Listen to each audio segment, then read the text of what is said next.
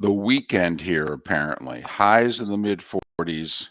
The Sunday low is 28.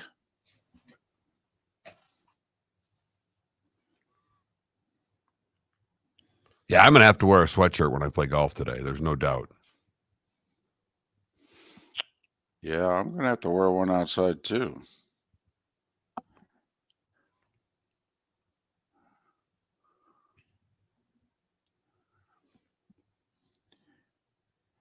I mean, it's only going to be a 20-degree difference apparently in Baltimore this weekend than Jacksonville.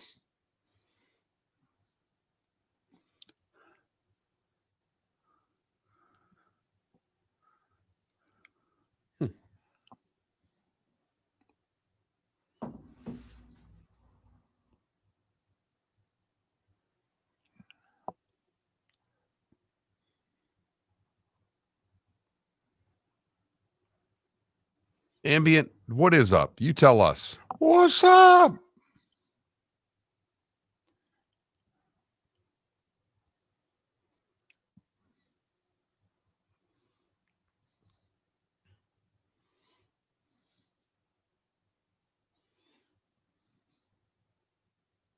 Any ideas for a poll question today?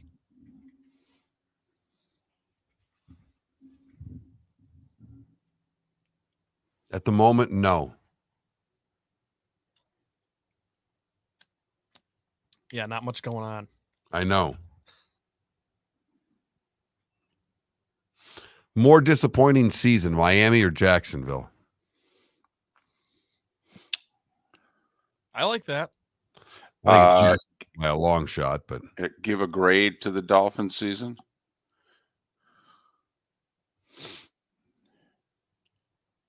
I'm fine with that. Can you call the Miami Dolphins season disappointing? 11 wins and a playoff berth. Yeah. Okay.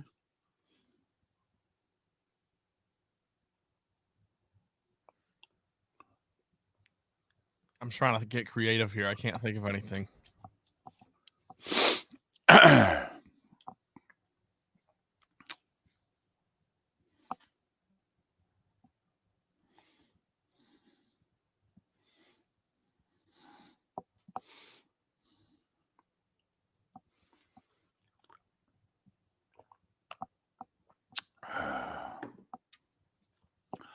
Well, Ambient, this Poprin guy who he's playing, he talked pretty confidently heading into the match.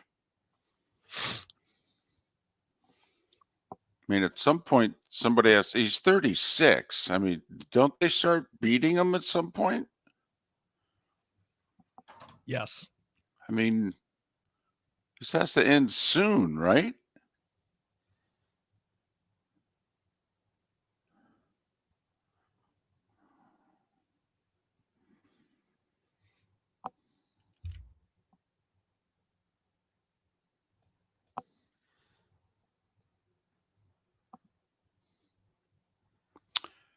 Morning, Johnny Fingerlakes, Baby Jules, AJC.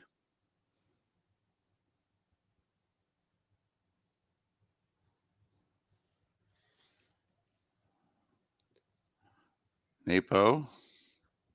Joker just broke him. He was five. He was up a break in the second. Now it's back on serve. He's relentless. Here we go.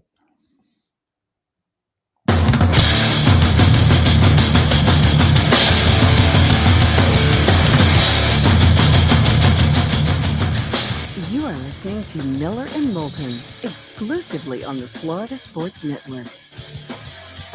And now, here's Mark Miller and David Moulton. Top of the morning to you. As we get over the hump together, first we ask the question, how the heck are you? Miller and Moulton here on the Florida Sports Network, floridasportsnetwork.com. See, I'm not in a hotel room anymore. No one next to you today, David. I could let that sucker loose. That was a rip right there. That was someone that slept in their own bed last night. Sometimes the big dog just needs to eat. That's what I'm saying. Top of the morning to you. How are you? I'm doing well. Good morning to you as well, David. Good to hear the tones are back this morning. Mark, when we were living in the same county for those 20 plus years together, you used to joke that Jacksonville was South Georgia. Yes, I did. That would pretty much, be my reaction to it. I mean, what did I know? I was living in Southwest Florida. Right. What did I know about Jacksonville? I had visited a few times, broadcast a few college basketball games, a little baseball from it. What did I know about Jacksonville? Buzz in, buzz out, like going to Wisconsin. Florida, Georgia was there every year. Okay. Right. Seemed nice. It was right around Halloween. Okay. Nice place to visit. So, now that I've lived here almost a year and a half, and we have an affiliate 50 miles due west in Lake City. I pay a little more attention to the weather north of I-4. And sometimes the weather that's right along the I-10 corridor.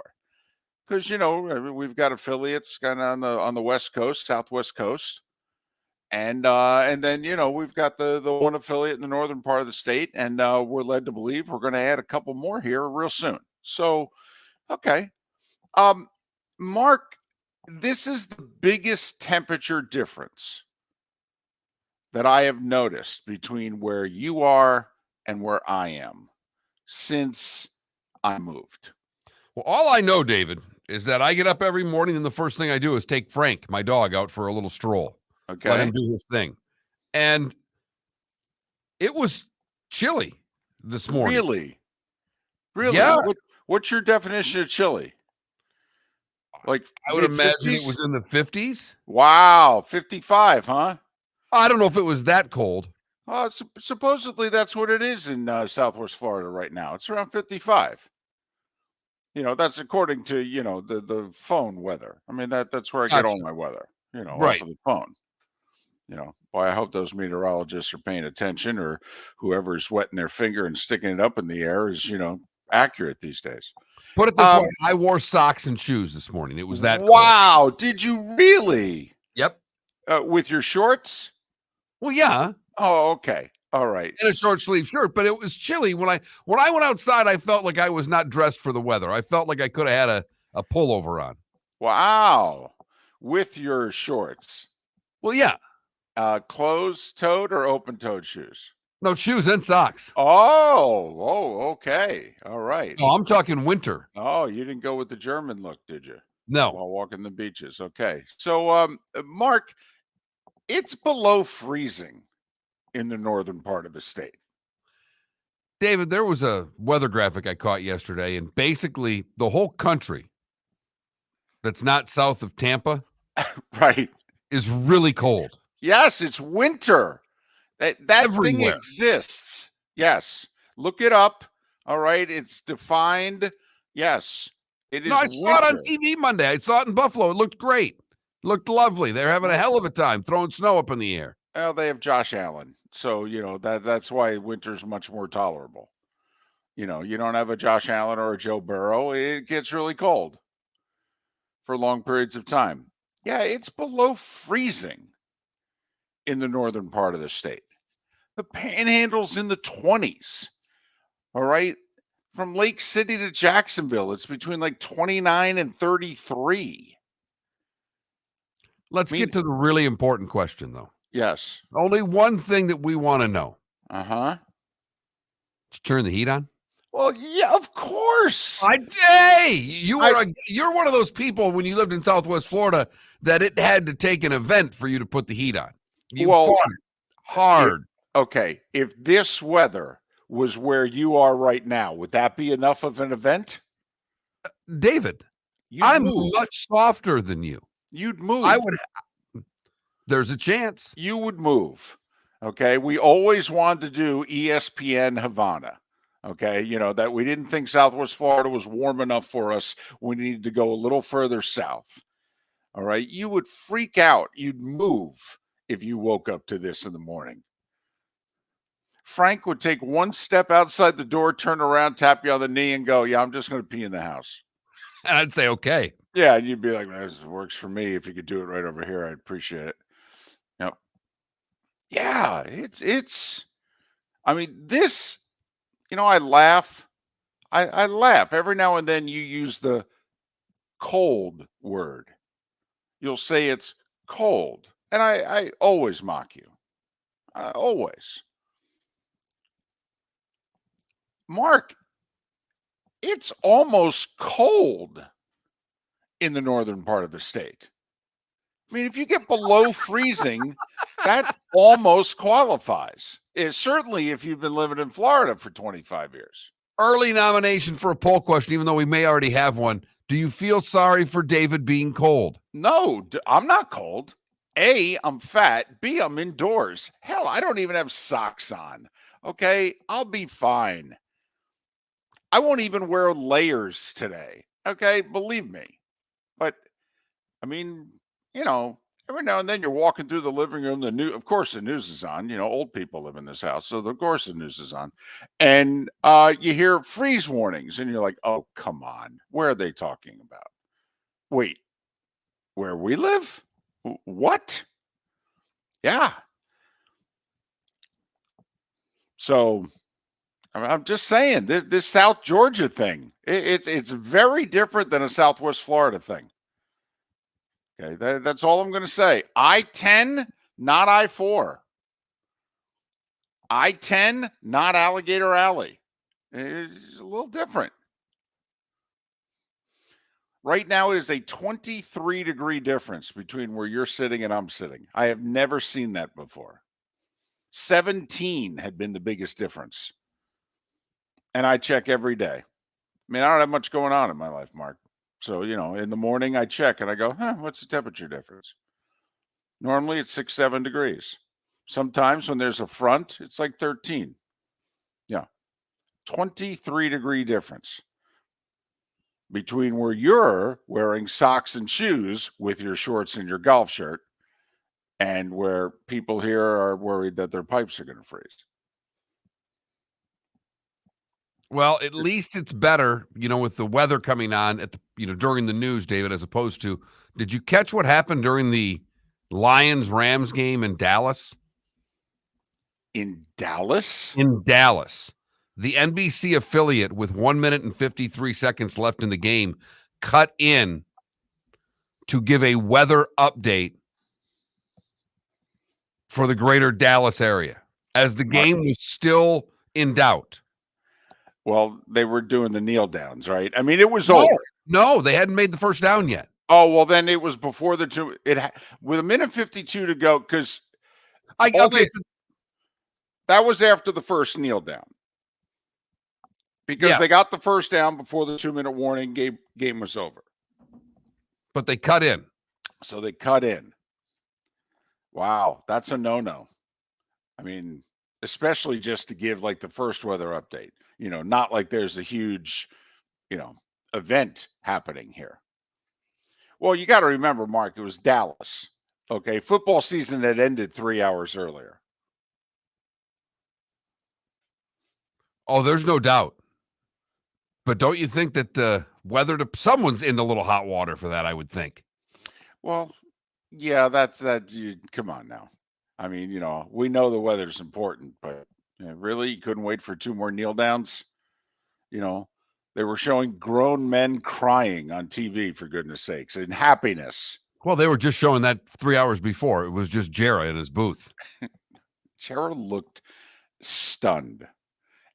Absolutely stunned. And he did. He lost coloring with every quarter. Okay. He had a little hue to him in the first quarter. And by the fourth quarter, he was ashen. And he hadn't moved also. No, he just kind of slid down in the chair a little bit. I know. He kept slumping more and more. I'm surprised somebody didn't say, "Hey, Dad, sit up, will you?" It's a bad look on TV. I'm almost surprised Fox didn't call over and said, "Hey, can you get him to sit up in his chair? He doesn't look good." I'm telling you, they only showed him twice in the fourth quarter because he was Jerry Jones. And they didn't want the fallout because most of the rest of us were watching the TV going, "Come on, show us Jerry."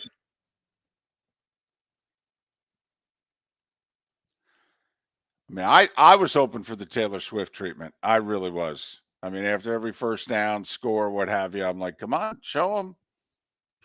He's got a Tuesday radio show, for goodness sakes. I mean, he's not shy. He's going to hold the presser right after the game. And sure enough, he did. Right in front of the locker room. Jerry talked. Oh, Jerry will talk. Worst loss of his life. Jerry will talk. But nothing happened yesterday. No. With new coaching vacancies. I know.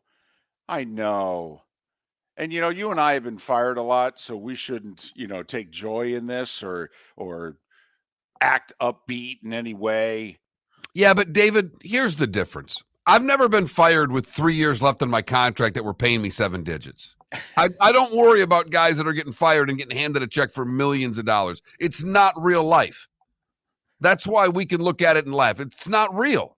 Come on, Mark. They have staffs. They're people too. Yeah. I know. Nobody got fired in the last 24 hours. And reports are that Tomlin's staying. He told his team he's staying. Well, he says he's staying. Right. Well, the question's never been really that they are going to fire him.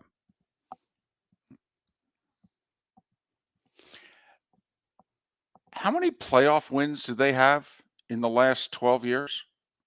Is it 1? 3, I think. 3? Okay. And 2 of them came in the same season. I think it was 2016. I mean, once again, it's the modern standard, Mark, where making the playoffs isn't good enough. Will that actually get all the way to Pittsburgh? Or are the Steelers like, you people are fools? Get set for the thrill of a lifetime with Mud Wheelers Gone Wild at Redneck Mud Park, January 19th through 21st. 3 full days of mud, trails, camping, and more. All for ATVs and side-by-sides only. Friday night is movie night. Ride up and relax. Compete for cash prizes and more. With events like our new ATV and side-by-side bounty obstacle challenge, side-by-side and barrel races, and scavenger hunt. Don't miss this family-friendly ATV and side-by-side only event at Redneck Mud Park, January 19th through 21st. Visit redneckmudpark.com for discount tickets and details. The law firm of Michael F. Hornung has successfully represented the citizens of Southwest Florida for over 30 years. As a former prosecutor, the information I know is information you need to know. If you've been arrested for a DUI, a criminal matter, or involved in an auto accident, call the law firm of Michael F. Hornung.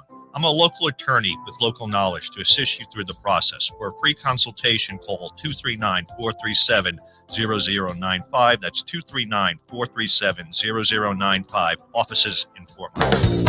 Visit Jason and Todd at the Diamond District. Jason and Todd with the Diamond District are excited to invite you to their annual Winter Wedding Band Expo. Saturday, January 20th and Sunday the 21st. Jason and Todd with the Diamond District welcome many top wedding band designers to their 6,000 square foot diamond superstore, including M-Fit, My Caroline, Crown Ring, A Jaffe, and more. You'll choose from the largest selection of wedding bands in Southwest Florida and receive 20% off designer retail prices. This is the best time of year to buy your wedding band with the lowest prices and largest selection from America's top bridal designers. Whether your wedding date has been set or you're still deciding, Saturday, January 20th and Sunday the 21st is the perfect time for you to head to the Diamond District and choose your wedding bands. Jason and Todd want to meet you personally and share with you the largest selection of wedding bands and offer you 20% off retail prices during their Winter Wedding Band Expo. At the Diamond District. You were listening to Miller and Moulton on the Florida Sports Network.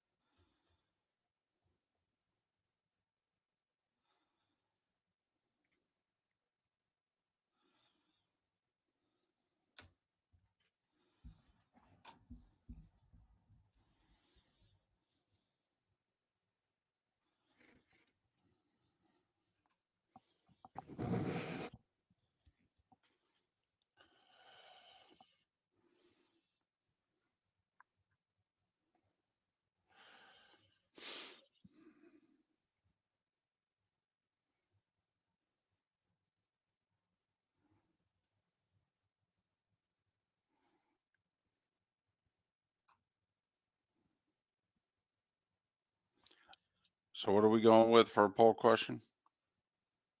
The Dolphin grade.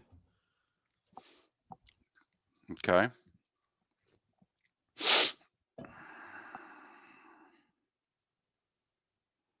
A, B, C, or D? Are we going to make F an option? Yeah. We Because could we only put get 4, right? D/F. Yeah. Okay.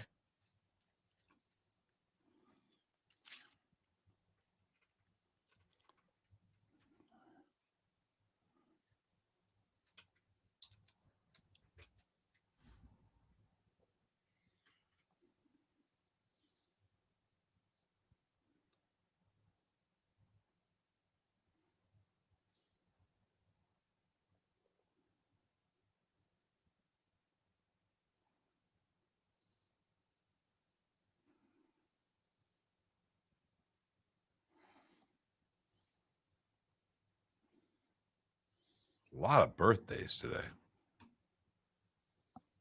Really? Yep. Let's see. What do we got here? I've not Betty White, Dwayne Wade, Jake Paul, James Earl Jones, Jim Carrey, Kid Rock, Muhammad Ali. Well, only one of those people is dead.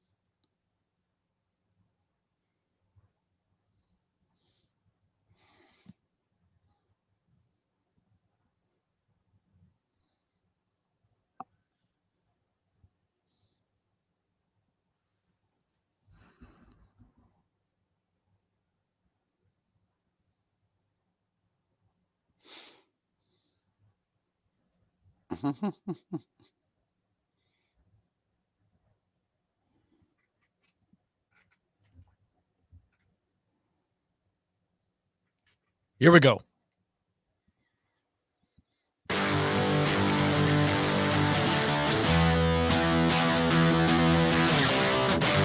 You're listening to Miller and Moulton, only on the Florida Sports Network. 21 minutes past the hour. Thanks so much for being with us. Miller and Moulton, Florida Sports Network, floridasportsnetwork.com. It's either chilly or cold, depending upon where it is that you arise this morning. So, bundle up accordingly. May have to actually wear a second layer for when you play golf in the southern half of the state this morning. Toughen up, Mark. Suck it up there, Buttercup. Okay? All right? Okay, Dennis Miller.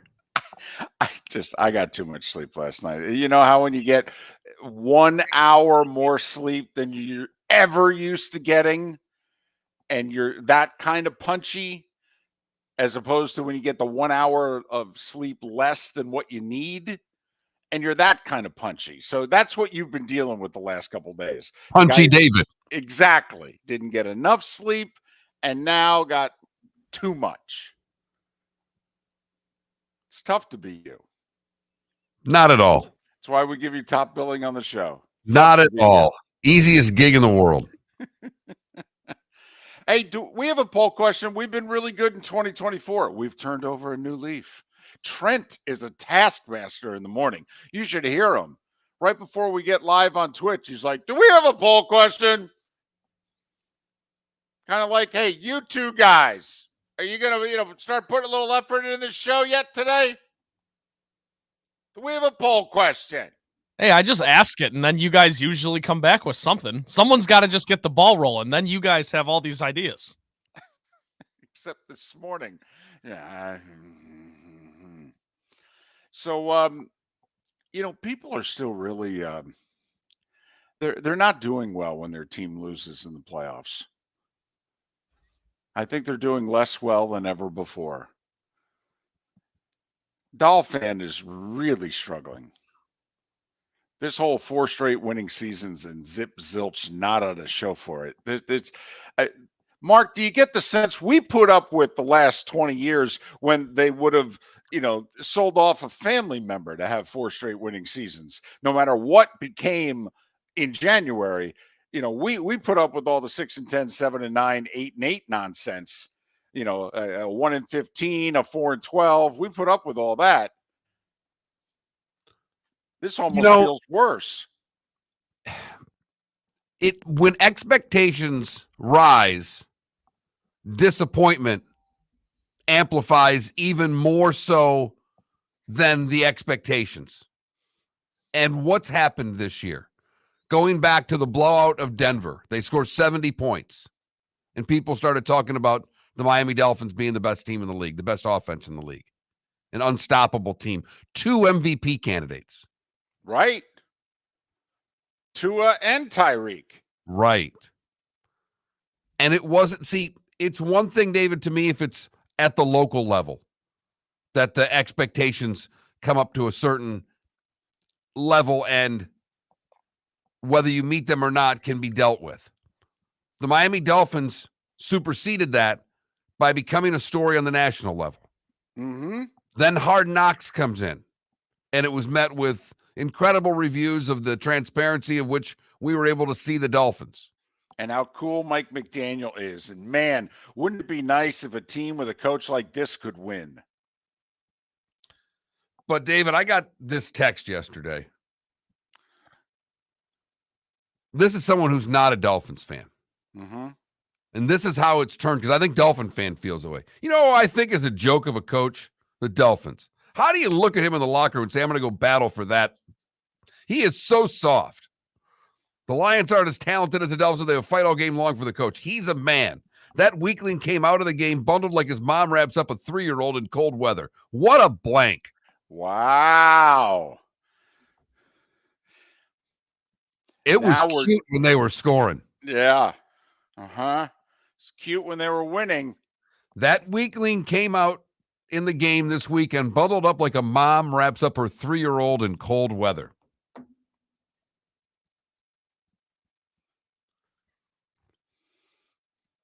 So now I want the guys who want to bite kneecaps. Damn right. So I want as my coach.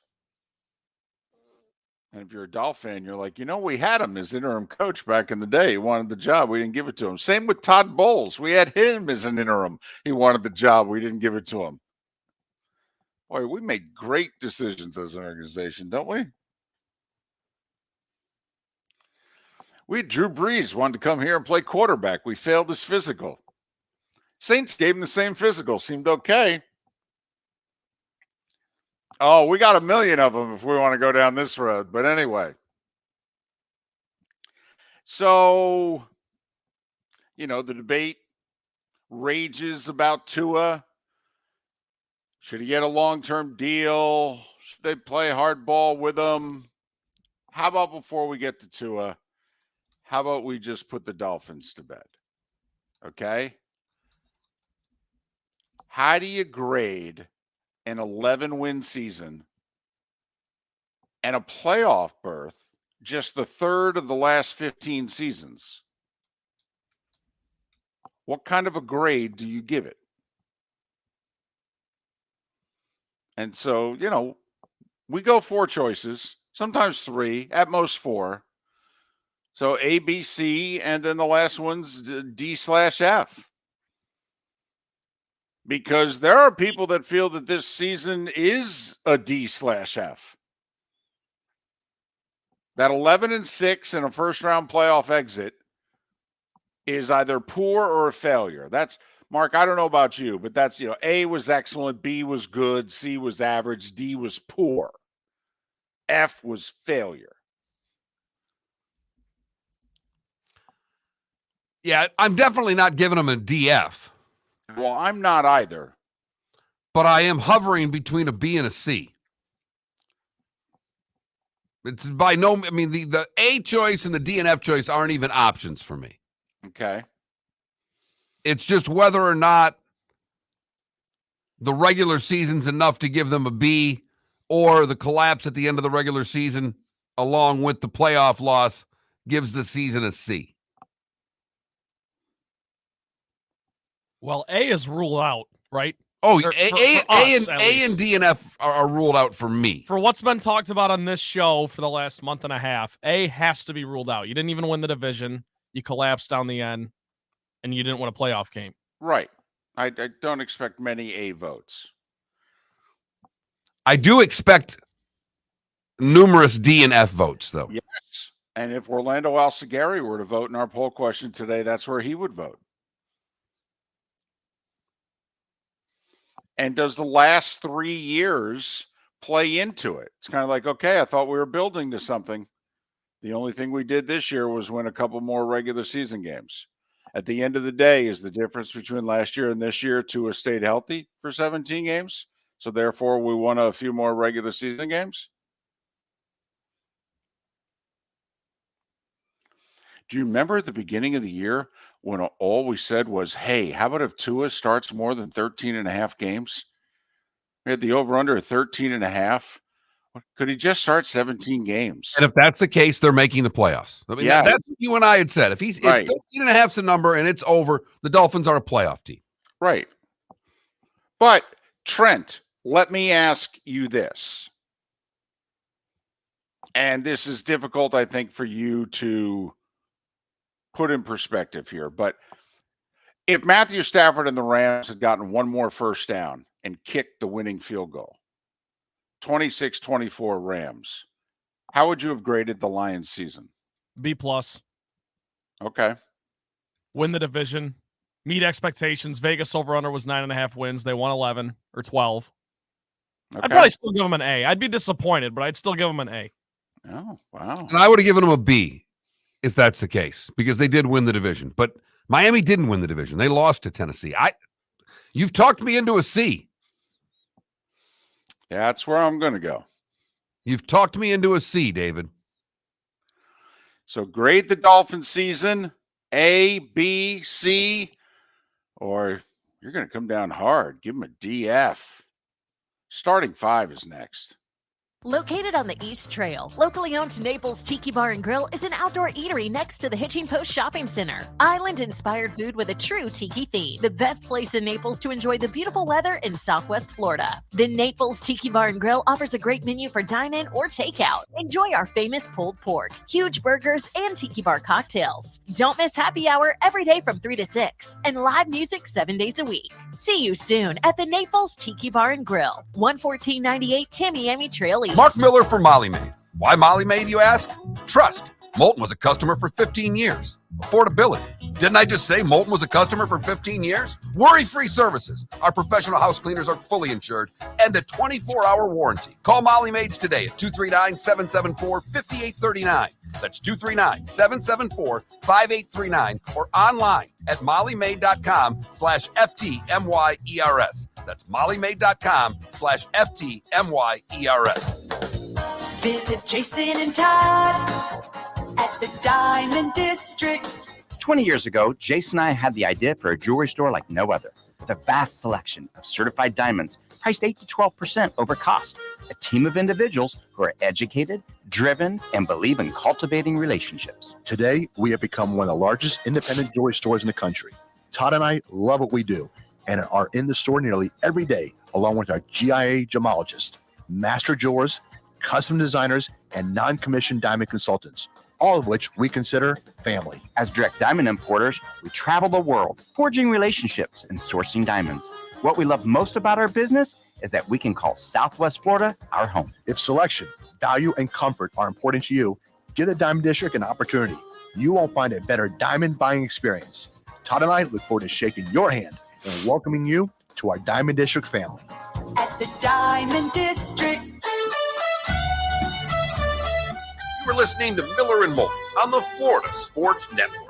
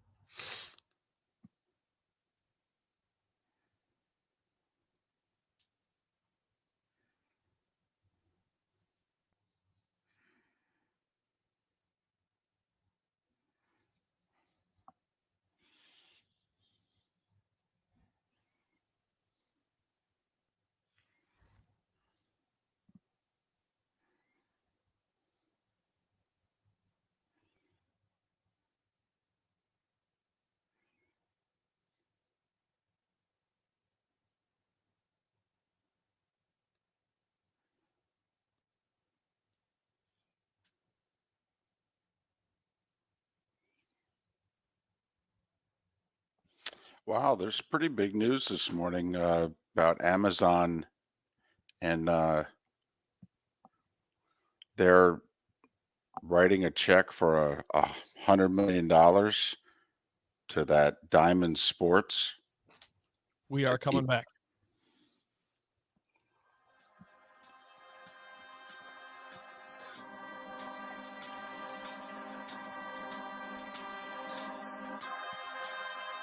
You're listening to Miller and Moulton, only on the Florida Sports Network. And now, here's Mark Miller and David Moulton. 22 minutes before the hour. Thanks so much for being with us. Miller and Moulton, Florida Sports Network, floridasportsnetwork.com. David Bearman of ProFootballNetwork.com joins us 1 hour from now. Seth Everett in our 8 o'clock hour. There's a developing story, which is right up Seth's alley, involving sports and streaming. It affects Marlins and Rays fans. We'll get to it in a moment. First, our poll question. All right. Grade the Dolphins season. A, B, C, or D/F. Don't expect many A's. Curious how many D/Fs we get. Miller and Moulton both gave them a C. They met the minimum standard for this year. They made the playoffs. Didn't do anything else at the end of the day. That's all they did. They were entertaining. They teased us. And we're not dealing with pluses and minuses. No. They might be worthy of a C plus because they were entertaining, but it's just a C. Yeah. I was never a big fan of the pluses and the minuses. I was a hardline guy. You know, my school district, 93 was an A, 92 was a B. There was no B plus. It was tough. It was tough. That it is certainly sets you up for the rest of your life with a little bit of an attitude. Yeah, there's no doubt about it. Get 2 questions wrong, a 25-question multiple choice, 92 B. Damn. I don't think it's Jersey as much as it is the grading system that has set you into your ways. That Edison school district, they were tough. They were tough. They were back in the day. I don't know about now, but nobody's tough now except Dan Campbell and the Lions. They're tough. It's who everybody wants as their coach now. Coach of bite kneecaps. Jim Harbaugh, Dan Campbell. What is our coaches? I don't know. I got too much sleep last night. Good grit. I liked it. Thank you. Just kind of let you go. You're on a roll there. 20 minutes before the hour. It's time for The Starting Five. 5 stories you need to know. It's the Starting Five on Miller and Moulton. Here's number 1. Jim Harbaugh had nothing to do yesterday. He had nothing to do. And so he said, you know, while I'm sitting around doing nothing, how about if I interview with the Atlanta Falcons? They have a head coach vacancy. So, you know, I'm toying with the idea of going back to the NFL. So there. So Jim Harbaugh interviewed with the Falcons yesterday. Didn't that? It just doesn't feel. I don't know. Belichick to the Falcons. Nothing about either Harbaugh or Belichick to the Falcons feels right. No. No. Okay. Harbaugh to the Falcons literally seemed like, you know, I could do some work on the Michigan football program, but I really don't feel like it. Anybody got an NFL job you'd like me to interview for? Hey, the Falcons called. Tell them I'll do it after lunch. You know, there's because Harbaugh is still negotiating with Michigan during this whole process. And the whole reason to me he interviewed with Atlanta was to get the language in his Michigan contract that will not give them cause to fire him if they find him guilty of anything. By the way, whoever leaked that out and did so on purpose, that is not a good look for Jim Harbaugh. That is not a good look because, first off, it also makes it sound as if he knows he, wait for it, cheated. I mean, But he's innocent. He said he was innocent. I'm innocent. Right. We're innocent. We're innocent. Yep. But if there's anything that determines that I'm guilty, you can't fire me for it. Right. Yeah. Okay. Okay. First off, I think the University of Michigan has shown that, yeah, whatever you need, dude. Yeah, we'll look the other way. Yeah, we're good with it. We're fine with it. You won the national title. That's all we want. Right. You're beating Ohio State. You won a national title. All right. You want a statue? You want a building? What do you need? So this should be over in like a week or so. Mike Tomlin reportedly in exit interviews with his players told them he's coming back for next year. We'll see if the Steelers organization feels the same way. 17 years, not a losing season, not a lot of playoff success in the last dozen years. Does that matter in Pittsburgh? And the news came out during our show yesterday, Jason Kelce telling his Eagles teammates he's done. He's played his last game, 36-year-old future Hall of Famer. Mark, we've had some major movement on the betting lines for the NFL games. Do you remember what the Texans-Ravens spread was yesterday at this time? 9, right? It's 7 right now. That's a big move. Yes, it is. 4:30 Saturday on ABC. Do you remember yesterday at this time what the spread was on the Packers-Niners game? That was 10. It's 8.5. That's Saturday night, 8:15 on Big Fox. Meanwhile, do you remember what the Bucs-Lions line opened at a little more than 24 hours ago? I thought it opened at 4.5 and went right to 6. And it's now at 6.5. All the money coming in on the Lions, 3:00 Sunday on NBC. And they'll also stream it on Peacock. 6:30 Sunday. Better get the mute button ready. Tony Romo has both Mahomes and Josh Allen in the same game. Money coming in on Buffalo. Opened at 2.5. It's now up to 3.5. Bills favored Mahomes and the Chiefs, their first ever road playoff game. College football news. Ohio State did, in fact, hire A&M's Ross Bjork to be their AD. Arizona hired San Jose State's Brent Brennan to be their new football coach. He replaces Jed Fish, who went to Washington. And Mark, Alabama has convinced a second sitting Division I head coach to give up his head coaching job to go be an assistant at Alabama. They first convinced the South Alabama head coach to become a defensive coordinator. Yesterday, they convinced the Buffalo head coach to become co-defensive coordinator and defensive backs coach. Big pay raises for both of those coaches. That's how much money we're throwing around here, okay? Big pay raises for those coaches to not be head coaches and Right. become assistant coaches at the University of Alabama. Roll damn tide. NBA.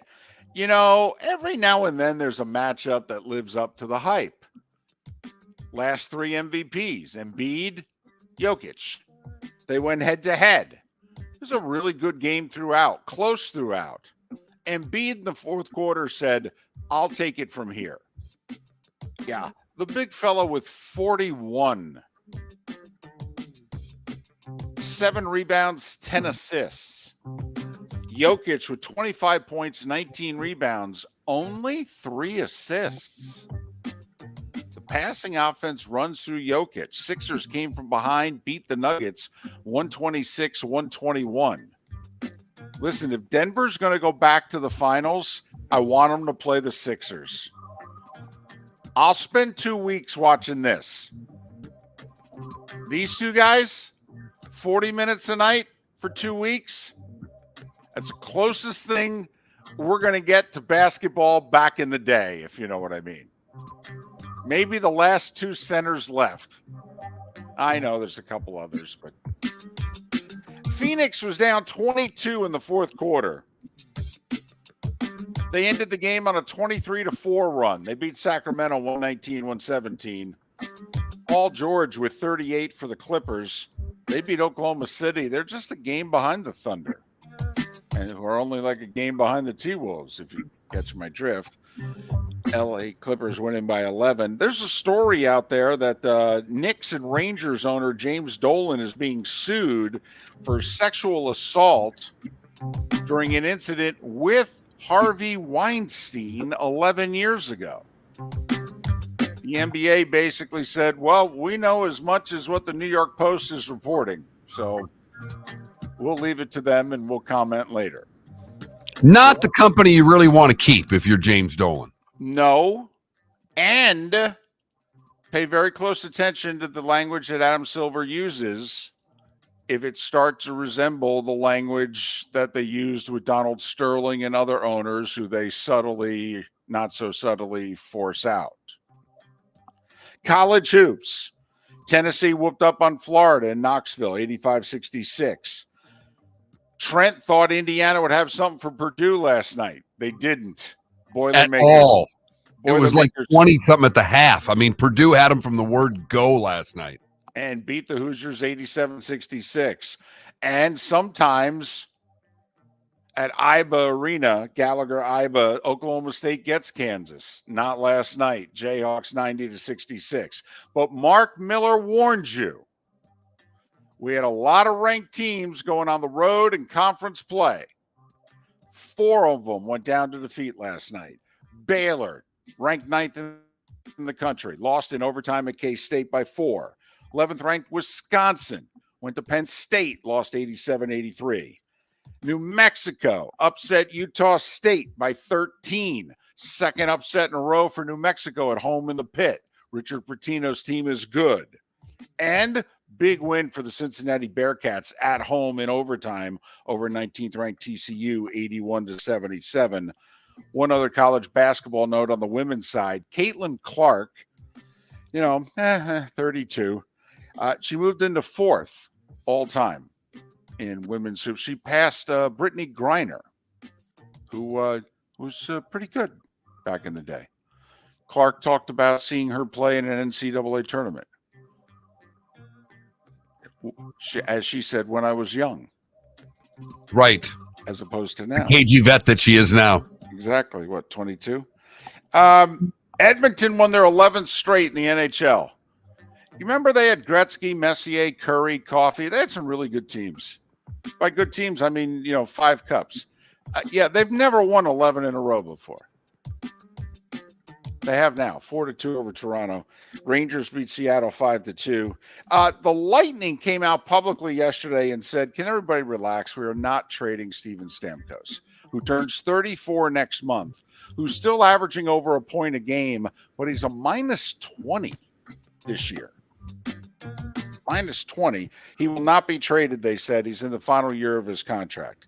Patrick Kane's out for the next couple games injured. The Red Wings say it is not related to his hip that he had surgery on in the offseason and what have you. Detroit visiting the Panthers tonight. That'll be entertaining. Australian Open. Djokovic is involved in a bit of a match here. Okay. He's a set apiece and 4-all in the third with this Australian Poprin, who came into the match saying, I can beat Djokovic. So far, he's given him a match. And he's given him even more of a match as they're still on serve. It's now 5-4 Poprin as Djokovic serving to hold on to the third set. Women's side, 6-seeded Jabeur, upset in straight sets. Coco Gauff, Jessica Pegula advanced. Carolyn Wozniacki ousted in the second round. And at 8 minutes before the hour, that was the Starting 5 every weekday morning at this time on Miller and Moulton.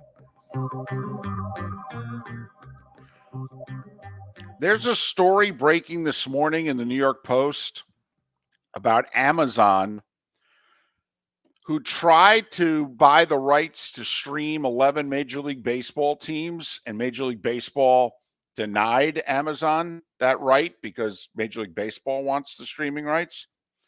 And a bankruptcy court gave this Diamond Sports 1 week to come up with the financing to stay afloat. Well, apparently Amazon just floated them $100 million. And in return, Amazon's going to get the streaming rights to 5 Major League Baseball teams. 2 of them are the Marlins and the Rays. Now, I don't know if that means that the Marlins and the Rays are not going to be on the regional cable that we watch their games on now. I think they still will be, but that Amazon is just purchasing the streaming rights to 5 Major League Baseball teams, 2 of them being the Marlins and the Rays. It goes before a bankruptcy judge today in Houston. Miller and Moulton. We'll talk with Seth Everett about that coming up. David Bearman also coming up in our 7 o'clock hour to talk the NFL right here on the Florida Sports Network. The law firm of Michael F. Hornung specializes in criminal defense, DUI, personal injury, nursing home claims, and auto accidents. I'm a former prosecutor with over 34 years of experience. The information I know is information you need to know. If you've been arrested for a DUI, time is of the essence to maintain your driving privileges. Call the law firm of Michael F. Hornung for a free consultation. At the law firm of Michael F. Hornung, we are committed to excellence in your representation. Being a local attorney with local knowledge is clutch to the success of your case. For over 30 years, we have successfully represented the citizens of Southwest Florida. For a free consultation, call 239-437-0095. That's 239-437-0095. Our offices are conveniently located in Fort Myers. Visit online at mfh-law.com. Hello, friends and family of Southwest Florida. Are you looking to tap into the electric vehicle market? Well, look no further, because we here at Southwest Florida Golf Carts have just what you need. E-bikes, golf carts, LSVs, scooters, and more. Come down and talk with one of our experienced sales reps, have a soda and a smile, and you could be cruising the streets in your new EV today. Stop by the store or visit our website at flgolfcarts.com and enter for a chance to win $100 off your next purchase by answering John's monthly sports question.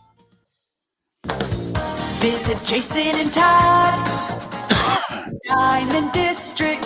Jason and Todd with the Diamond District are excited to invite you to their annual Winter Wedding Band Expo. Saturday, January 20th and Sunday the 21st, Jason and Todd with the Diamond District welcome many top wedding band designers to their 6,000 square foot Diamond Superstore, including M-Fit, My Caroline, Crown Ring, A Jaffe, and more. You'll choose from the largest selection of wedding bands in Southwest Florida and receive 20% off designer retail prices. This is the best time of year to buy your wedding band with the lowest prices and largest selection from America's top bridal designers. Whether your wedding date has been set or you're still deciding, Saturday, January 20th and Sunday the 21st is the perfect time for you to head to the Diamond District and choose your wedding bands. Jason and Todd want to meet you personally and share with you the largest selection of wedding bands and offer you 20% off retail prices during their Winter Wedding Band Expo. At the Diamond District. Mark Miller for Molly Maid. Why Molly Maid, you ask? Trust. Moulton was a customer for 15 years. Affordability. Didn't I just say Moulton was a customer for 15 years? Worry-free services. Our professional house cleaners are fully insured and a 24-hour warranty. Call Molly Maids today at 239-774-5839. That's 239-774-5839 or online at mollymaid.com/FTMYERS. That's mollymaid.com/FTMYERS. You are listening to Miller and Moulton on the Florida Sports Network.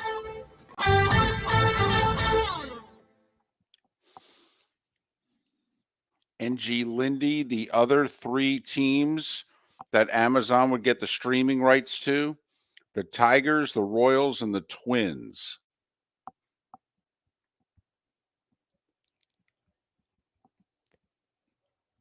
I'm going to go to so many Tiger spring training games. It's a drive. Well, they play the Twins here, Yeah. and they play the Red Sox here. Do they play the Red Sox? Yeah. Like I saw there's like 3 in Fort Myers, and then, I'm going to go up to Lakeland for at least one. Hopefully I can catch So a weekend. Djokovic was down love 40. It's now 30-40. Trying to fight off 3 set points. Right. Well, this kid said I can beat him. And Djokovic lost a warm-up match heading into the Australian. It's 40-0. He hasn't lost in the Australian That Open. was your chance, kid. If there was an opportunity, you got 3 set points in the third set. You've got to win one of those points. He loses this set, he doesn't win the match, obviously.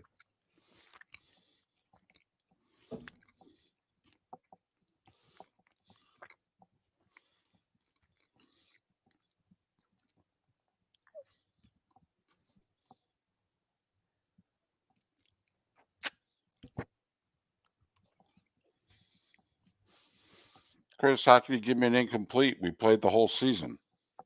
It's not like, I mean, come on. No, you gotta give him a grade.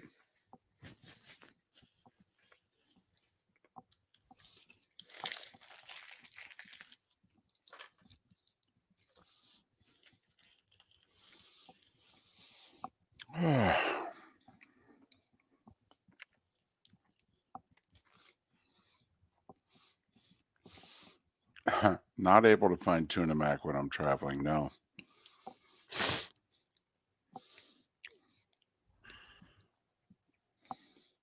Going to have a small procedure on one of my big toes today. They're going to shoot it up because, well, I've tried to have 2 ingrown toenails removed. Couldn't get That's all. probably as much information as we need. I was going to say it was. I mean, I think it was charming. Gotcha. That's as I said to the. Good luck with your toes. Yeah, I went in twice to try to get them fully removed, and she couldn't get all of it, and it was charming. Charming.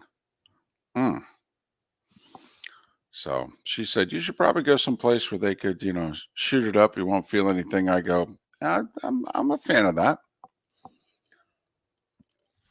Next, David's going to talk about his trip to the dentist. I didn't get into detail. I just said it was charming.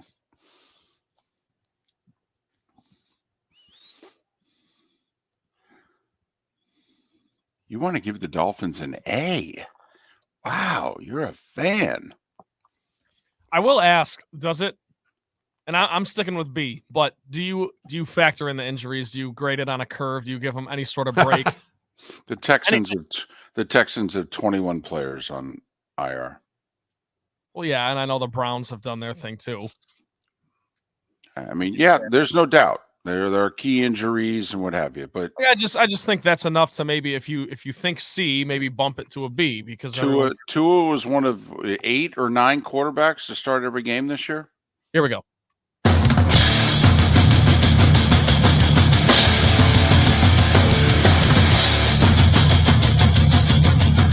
You are listening to Miller and Moulton, exclusively on the Florida Sports Network. And now, here's Mark Miller and David Moulton. It is hour 2 of Miller and Moulton on this hump day. Let's get over it together, shall we? Miller and Moulton, Florida Sports Network, floridasportsnetwork.com. It is downright cold in the northern half of the state. And along the I-10 corridor, the western part of the state, it's in the 20s. In the central to eastern part of the state, it's in the low 30s. Southwest Florida, heck, it's in the mid-50s. I mean, you guys might have to wear a pullover when you golf today. I mean, these are tough conditions. I mean, don't get me wrong, still shorts with your golf, but I'm just saying. You factor the wind in, David. I mean, it's going to be, 60-something, and it's going to feel like it's 60-something. Good delivery, Mark. Well, sacrifices one has to make to live in the 239. But David Bearman in a little over 30 minutes, Pro Football Network. We'll kick it around with him. Seth Everett in an hour. A couple of developing streaming stories, which are right up his hour, that we will talk with Seth about, which can affect Rays and Marlins fans also. Amazon may be getting in the act. Amazon and Major League Baseball going to war, by the way. This is I have a story that relates, and I don't know if I'll share, but when I worked for the minor league hockey team here, which has gone through several different naming rights sponsors of their arena. Correct. There was a time that Tico People's Gas was the naming rights sponsor. Mm-hmm. And they were making a big push to bring natural gas to this area. That was the reason they got behind it. And it never really worked out the way they wanted it to with what they were going to deliver. A car company decided, Germain Auto decided they wanted the naming rights of the building. But Right. instead of coming to us for the naming rights, they went and bought them because there was a clause in the contract that Tico could sell. And they went and bought the naming rights from Tico, not us. We would have wanted a lot more money. Of course. Had they come directly to us. And it was a really good partnership. And they ended up spending more money. But it was a weird way that they went about doing what they did. They saved themselves quite a bit of money. Smart move. So this whole Seems like what Amazon's doing the same thing. Well, so Diamond Sports is they're going bankrupt. They're going under. And the problem is half the NBA's teams have their games, a third of the NHL's teams have their games on a Diamond Sports property, and a lot of Major League Baseball teams have their games on a Diamond Sports property. Now, last year, I think in San Diego, was it Arizona, a couple of places in which Diamond Sports just said, yeah, we're out. We have no interest in doing these guys' games anymore. And so Major League Baseball had to finish the year from a streaming standpoint. Major League Baseball also wrote the checks to those teams and said, listen, since they aren't going to pay you anymore, we will, and we'll figure it out going forward. Well, now it's 2024, and Diamond Sports is hanging in there by a thread in bankruptcy. So Amazon came in and last week offered, I guess, Diamond's down to 11 baseball teams that they have the rights to. And Amazon came in and said, well, we'll do all 11. Major League Baseball said, no, nope, we're not allowing that. Because Major League Baseball wants the streaming rights. Okay, they want to own it. They're seeing this as an opportunity, short-term loss for long-term gain. Well, the problem is it's in bankruptcy court. Major League Baseball doesn't have control while it's still in bankruptcy court. The bankruptcy court judge gave Diamond one more week. It expires today. One more week to find the financing, or I'm going to hand this over to Major League Baseball. So Diamond Sports called up Amazon, said, come on, what's $100 million to you guys? Right. And they said, well, you got a point there. And so And Amazon, company Sinclair's throwing a bunch of money in for some creditors. Amazon's throwing in a bunch of money for the other creditors. And it looks, David, on the surface, that they may have enough for the bankruptcy court to allow this to go forward. And Major League Baseball is going, want our hands on these streaming rights. We want to sell them to Amazon. Or whoever. Right. We want the money.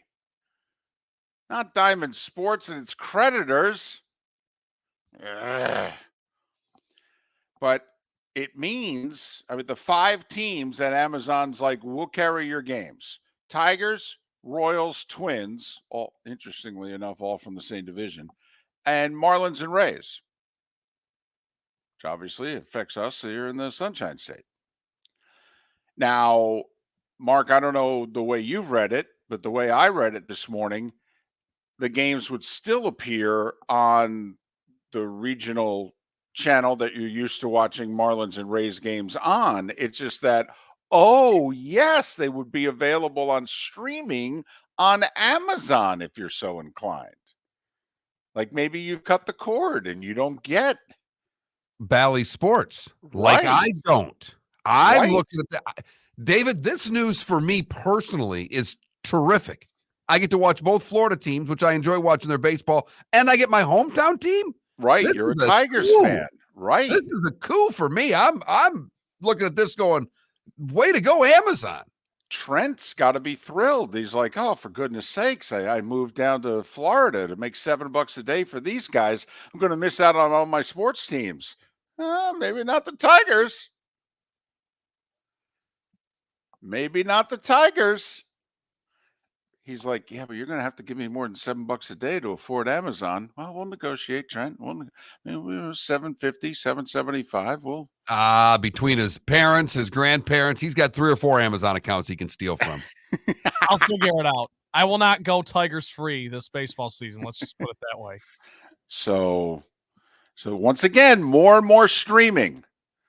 Pat Kerwin threw a few people for a loop, Mark. I had 3 people call me on my drive from Tampa back to Jacksonville yesterday about what Pat said when he said, I think we're going to have doubleheader Monday wildcard weekends more often. We're like, no. And he's like, yeah, they'll put the streaming game on 4:30 on Monday. He goes, I could see that being the home of the streaming game. Oh, boy. 4:30 though. I know, but if you're a streaming company, you don't care. Think about it. Especially if the Bills win.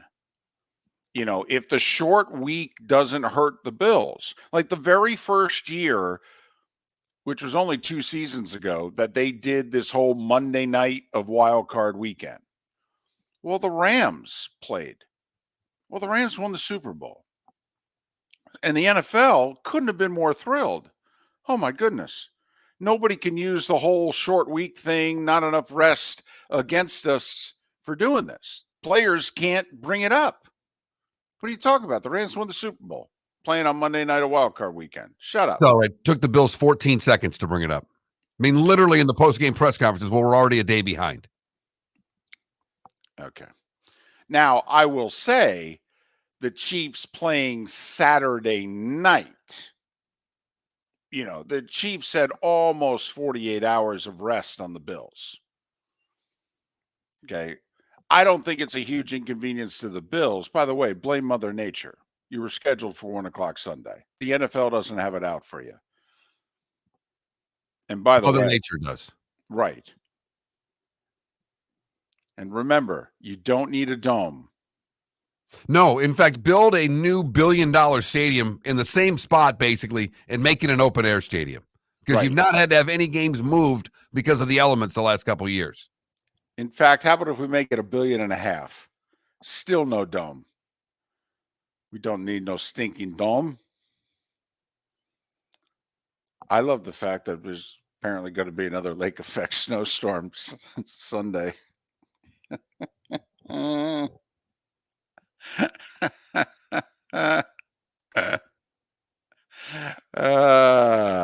can't badmouth Mother Nature, man.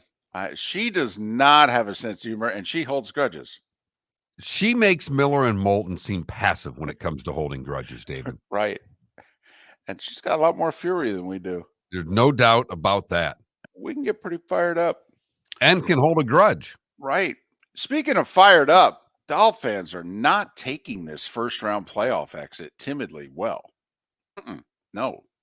So now you've had a couple days. Let it, marinate. Grade the Dolphins season. A, B, C, or you're going to give them a D or an F. Right now, 15% of you are giving them that failing grade.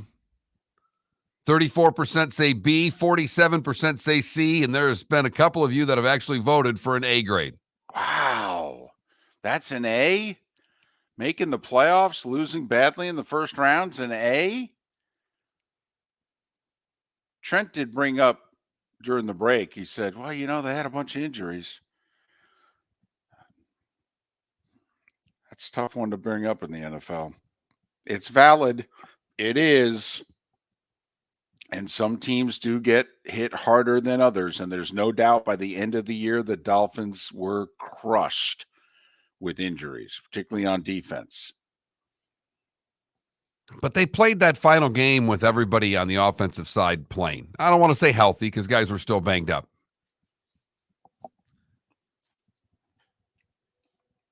The offense was what was supposed to make them go.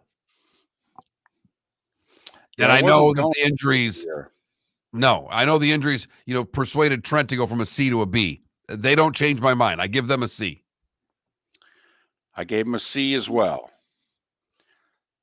Votes coming in the Twitch chat room: C, C minus, C minus, C. Remember, we're not doing pluses or minuses here. We're hard line. This is Edison, New Jersey school district in New Jersey. We Right. give A's, B's, C's, D's, and F's. Right. And by the way, very rarely could you get a D. Apparently, D was 70 to 73. I mean, honestly, it was almost impossible to get a D. 69 was a failing grade? Oh, yeah.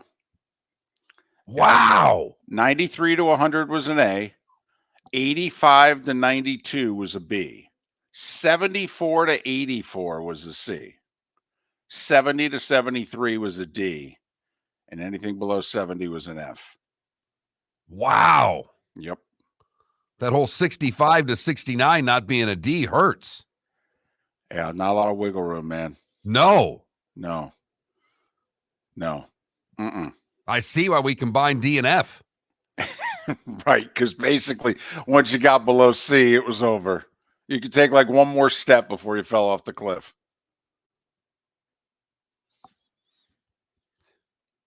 So that's our poll question. That Mark Miller, the David Moulton, FloridaSportsNetwork.com. Trent Bally in the play of the day is next. The law firm of Michael F. Hornung specializes in criminal defense, DUI, personal injury, nursing home claims, and auto accidents. I'm a former prosecutor with over 34 years of experience. The information I know is information you need to know. If you've been arrested for a DUI, time is of the essence to maintain your driving privileges. Call the law firm of Michael F. Hornung for a free consultation. At the law firm of Michael F. Hornung, we are committed to excellence in your representation. Being a local attorney with local knowledge is clutch to the success of your case. For over 30 years, we have successfully represented the citizens of Southwest Florida. For a free consultation, call 239-437-0095. That's 239-437-0095. Our offices are conveniently located in Fort Myers. Visit online at mfh-law.com. Get set for the thrill of a lifetime with Mud Wheelers Gone Wild at Redneck Mud Park, January 19th through 21st. 3 full days of mud, trails, camping, and more. All for ATVs and side-by-sides only. Friday night is movie night. Ride up and relax. Compete for cash prizes and more. With events like our new ATV and side-by-side bounty obstacle challenge, side-by-side and barrel races, and scavenger hunt. Don't miss this family-friendly ATV and side-by-side only event at Redneck Mud Park, January 19th through 21st. Visit redneckmudpark.com for discount tickets and details. Hello, friends and family of Southwest Florida. Are you looking to tap into the electric vehicle market? Well, look no further, because we here at Southwest Florida Golf Carts have just what you need. E-bikes, golf carts, LSVs, scooters, and more. Come down and talk with one of our experienced sales reps, have a soda and a smile, and you could be cruising the streets in your new EV today. Stop by the store or visit our website at flgolfcarts.com and enter for a chance to win $100 off your next purchase by answering John's monthly sports question. You were listening to Miller and Moulton on the Florida Sports Network.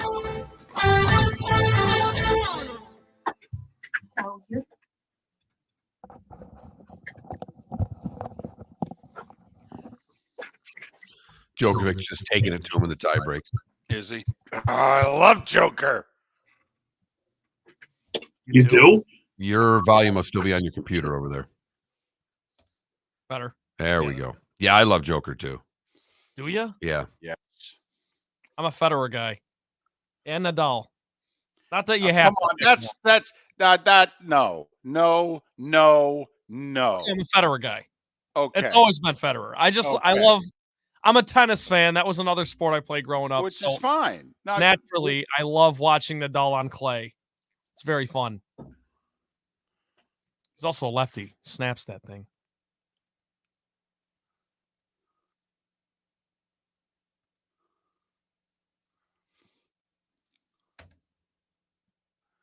Well, Shimko, parents couldn't put up with their kids getting poor grades. Seriously, it happened in school districts all over the country. That's why the grading system got easier. Yeah, we had to get kids into college. And we couldn't fail kids, couldn't hold kids back. We got to just move them through. Let's go.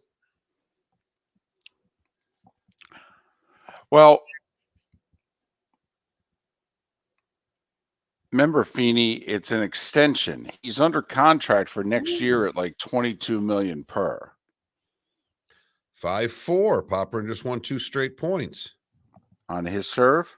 Yeah, Yeah. So he can win it right here with 2 serves.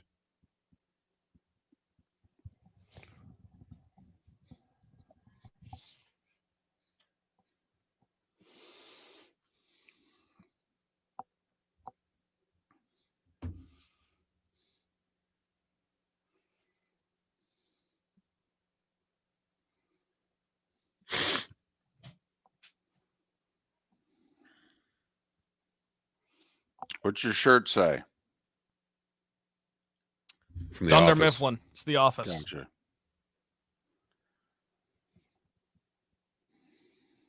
All the Lion stuff's getting washed today. Ah! I ran out of shirts. Love the honesty.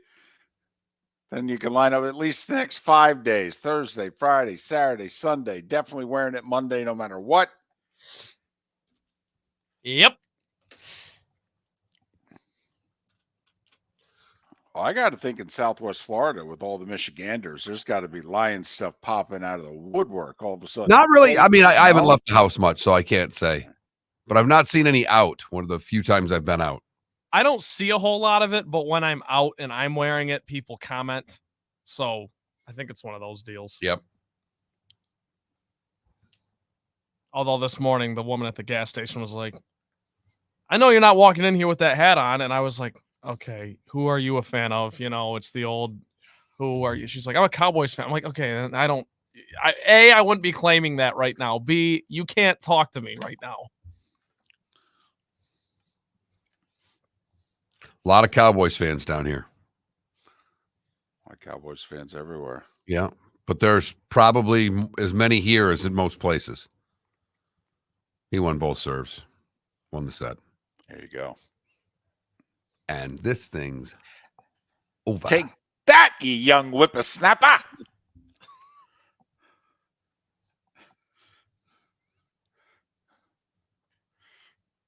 Listen, tennis better be rooting for Djokovic, because after Djokovic, I mean, what? Djokovic, Coco Gauff? I mean, honestly, in this country, whew.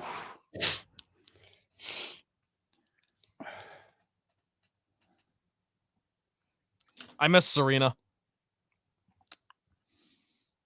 One of my favorite athletes ever.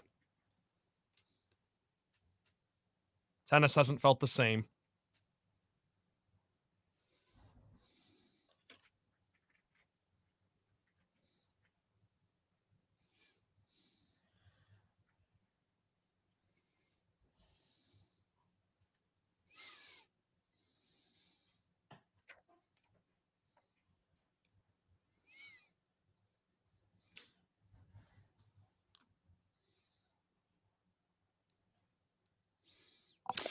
You could take a nap. You could just put your head down on your desk in Jersey and go to sleep during class.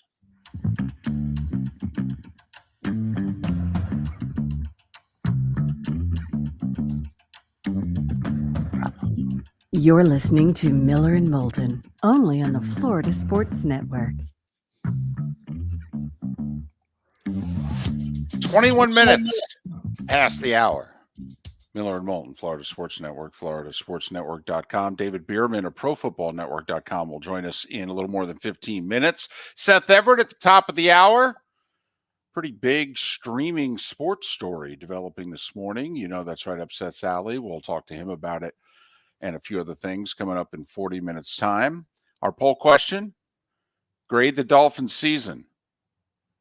4 choices: A, B, C, or the vaunted D/F. Go to that, Mark Miller, the David Moulton, floridasportsnetwork.com, and vote accordingly. I want to know who the one person is that gave him an A. And I want to see what that person has on today. I want to see if they're still wearing gear. What jersey are they wearing? Is it a golf shirt to work? Because there's no way you can give that team an A. A is excellent, right? That's what it equates Yes. to. How could you say this season was excellent? Man, you're an easy grader We want you to be our teacher. Man, miss those teachers. Always had more of the other kind. All right, tough graders. So, did you hear Steve Young yesterday on the Dan Patrick Show? I did not. By the way, the Dan Patrick Show yesterday for an hour and a half did Tony Romo impressions. Oh my goodness, was it hysterical? Oh my gosh. Oh yeah, they just openly mocked him for an hour and a half. Oh yeah, which is very unlike Dan Patrick. I mean, that's not what they do on that show. No, he's network level. They have Jim Nantz on a half dozen times a year. Dan has worked at the highest level. You know, Dan, who's a little sensitive to criticism himself. All right. Oh yeah. You know, Dan's, what are they? The Danettes, they call themselves. Yeah. They started. Apparently because you know, Mark, they come up with poll questions. They're good at it. They are. Right. And so their first poll question was, which quarterback had the worst weekend? Okay. And they mentioned, like, you know, Tua, Dak, you know, Hurts, Romo. Whoa, we're starting early, Ed. Wow. All right. And then from there came the impressions. And callers were like calling in going, can we get another impression? Hour and a half, they were mocking Romo. It's no big deal or anything. I mean, it's a national radio show. I mean, you know, when you become the butt of national sports radio, nothing to see here. You know, everything's going just swimmingly. How many years we got left at David, 17.5 million per? To me. Because outside of X, network television executives will listen to criticism on national shows. Oh, there's no doubt CBS was well aware of what was happening. X, which is the king of critique. Right. But this is pretty damn close. Oh, yeah. Mm-hmm. Yes. Mm-hmm. So were the impressions anything more than Jim? Yes. But there was, you know, and then, you know, beer drinking and, you know, to Jim and, oh, yes. But one guy did an impression in which he just, you know, used exactly what Romo said, in which he goes, Jim, I didn't realize that backup running back for the Steelers was so good. I mean, he said that out loud. Yes, he did. When, in fact, he's maybe been the better of the two backs for the majority of the year. Thank you. Thank you. I mean, the stats would simply say that, but that was maybe the biggest storyline on the Steelers all year. One of them was that Najee was, you know. Right.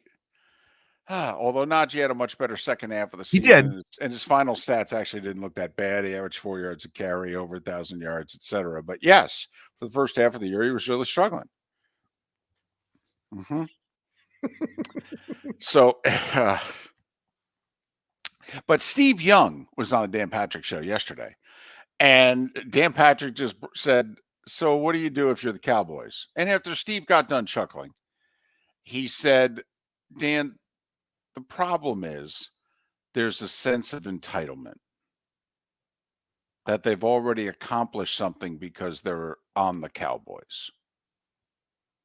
And he said, and somehow, some way, you have to take that away. And Steve Young said, you know, when Parcells was there, okay, in his first training camp, he didn't let him he didn't put the stars on the helmets.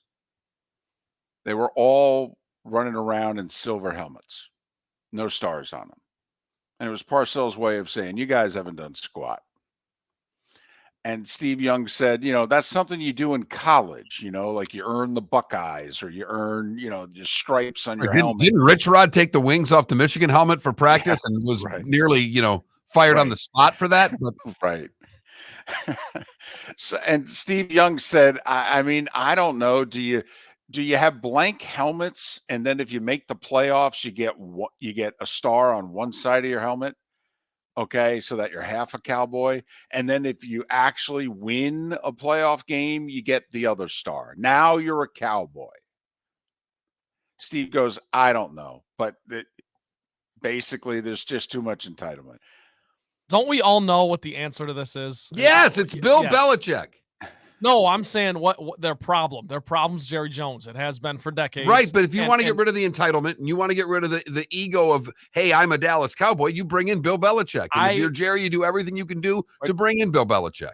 Trent, your whole life, what was the problem with the Lions, the Ford family? Well, yeah. I mean, so it's it's the same thing. I mean, we all have teams. I mean, ask a Bucks fan, by the way. They think the Glazers are a detriment to their franchise. They think they achieved something in spite of their ownership. And name a Dolphins fan who thinks Stephen Ross is a good owner. Well, I was going to say, they're mad at Stephen Ross for keeping Harbaugh away. Right. Which I could see where they would. Don't you get the point if you're Ross of like, listen, blankety blank, if you're coming to the NFL, you're coming here. He's won how many in a row against Ohio State? He won a national championship.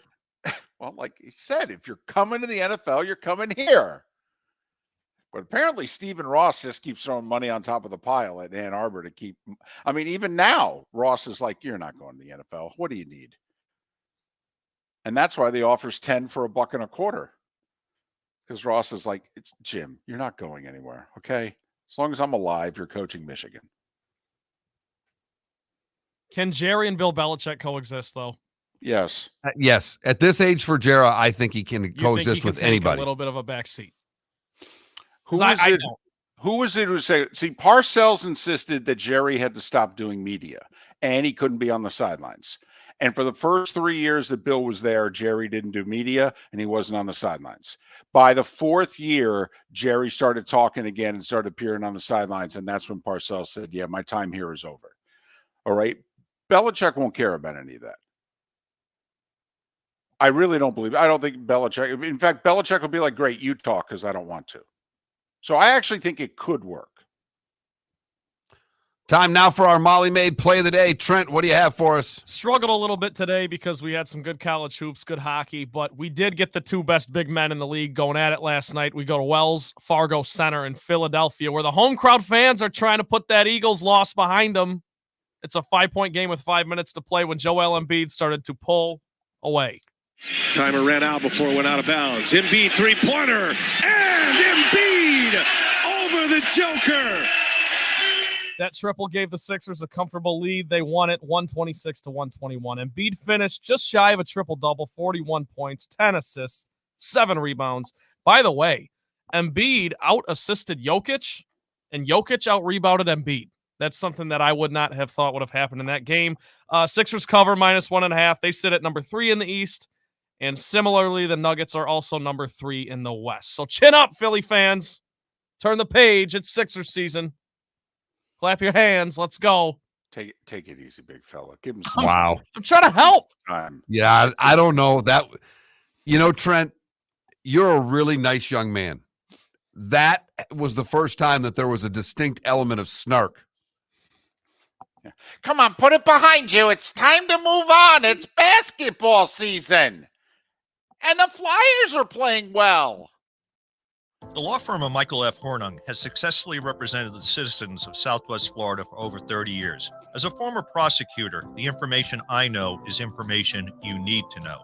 If you've been arrested for a DUI, a criminal matter, or involved in an auto accident, call the law firm of Michael F. Hornung. I'm a local attorney with local knowledge to assist you through the process. For a free consultation, call 239-437-0095. That's 239-437-0095. Offices in Fort Myers. Located on the East Trail, locally owned Naples Tiki Bar and Grill is an outdoor eatery next to the Hitching Post Shopping Center. Island-inspired food with a true tiki theme. The best place in Naples to enjoy the beautiful weather in Southwest Florida. The Naples Tiki Bar and Grill offers a great menu for dine-in or takeout. Enjoy our famous pulled pork, huge burgers, and tiki bar cocktails. Don't miss happy hour every day from 3 to 6 and live music 7 days a week. See you soon at the Naples Tiki Bar and Grill, 11498 Tamiami Trail East. Visit Jason and Todd at the Diamond District. 20 years ago, Jason and I had the idea for a jewelry store like no other, with a vast selection of certified diamonds priced 8 to 12% over cost. A team of individuals who are educated, driven, and believe in cultivating relationships. Today, we have become one of the largest independent jewelry stores in the country. Todd and I love what we do and are in the store nearly every day, along with our GIA gemologist, master jewelers, custom designers, and non-commissioned diamond consultants, all of which we consider family. As direct diamond importers, we travel the world, forging relationships and sourcing diamonds. What we love most about our business is that we can call Southwest Florida our home. If selection, value, and comfort are important to you, give the Diamond District an opportunity. You won't find a better diamond buying experience. Todd and I look forward to shaking your hand and welcoming you to our Diamond District family. At the Diamond District. You were listening to Miller and Moulton on the Florida Sports Network.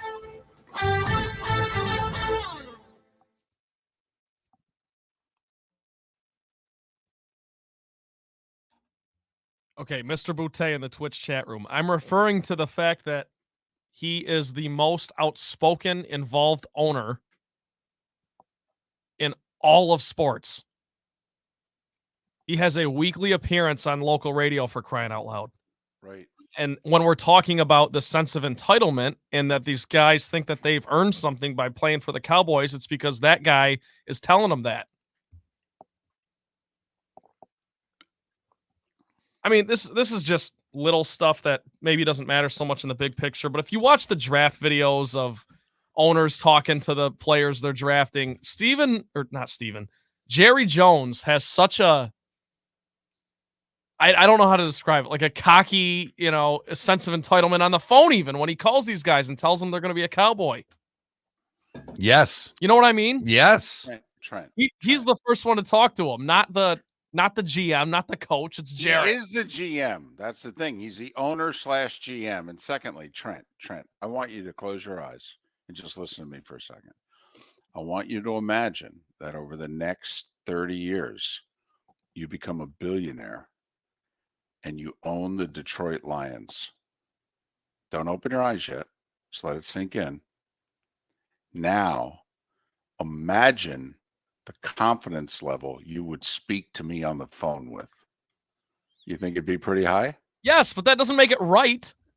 if my team hasn't won jack in 30 years, that doesn't make it right. He's in the Hall of Fame. No, he shouldn't be, but he's in the Hall of Fame and he's got 3 Super Bowl trophies. Okay, so none of them are in your lifetime. We can all live in the past. I understand. I'm responding to the I know. Steve Young comments of I got you. Where does this sense of entitlement come from? We all know the answer. In a couple years, when you're doing the sports updates on WIP in Philly and the Eagles lose in the first round of the playoffs, I give it about 3 weeks before you move on to Sixers season, okay? Because they will destroy you. Yes, I know they will. In Philly, they're like, no. We have to fire our coach first. We have to hire a new coach first. Then and only then is football season over. Will I move on to Philly spring training?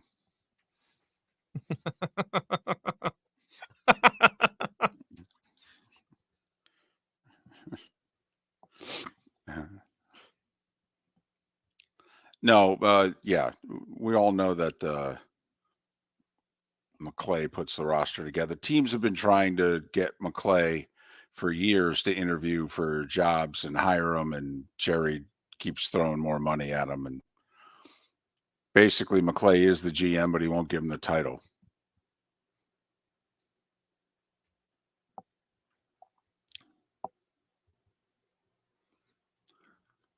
Did Irsay get in trouble again? No, he OD'd in December. Apparently, was found unresponsive. But that story's just kind of surfacing now. Yeah, Jim's got issues. Jim, by the way, who looks Jim looks 85. Have you seen pictures of Jim Irsay? And he's like 62. I gotta look that up again. We had a picture of him when we did the Colts game. Golly. He's 64. He looks in his 80s. He looks terrible.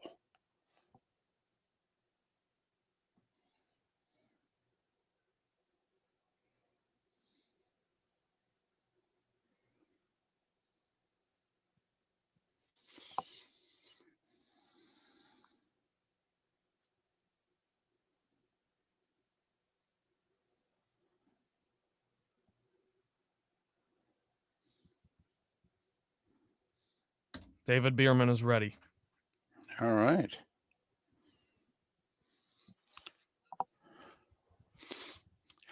You know, there are reminders you like to get in life. I just had a website email me and remind me today was the day my dad died. I didn't need that.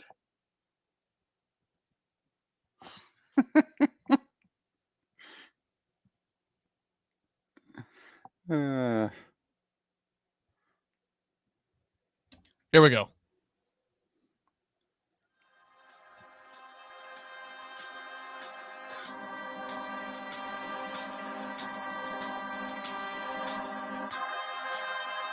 You're listening to Miller and Moulton, only on the Florida Sports Network. And now, here's Mark Miller and David Moulton. 22 minutes before the top of the hour. That's when Seth Everett joins us for his weekly visit.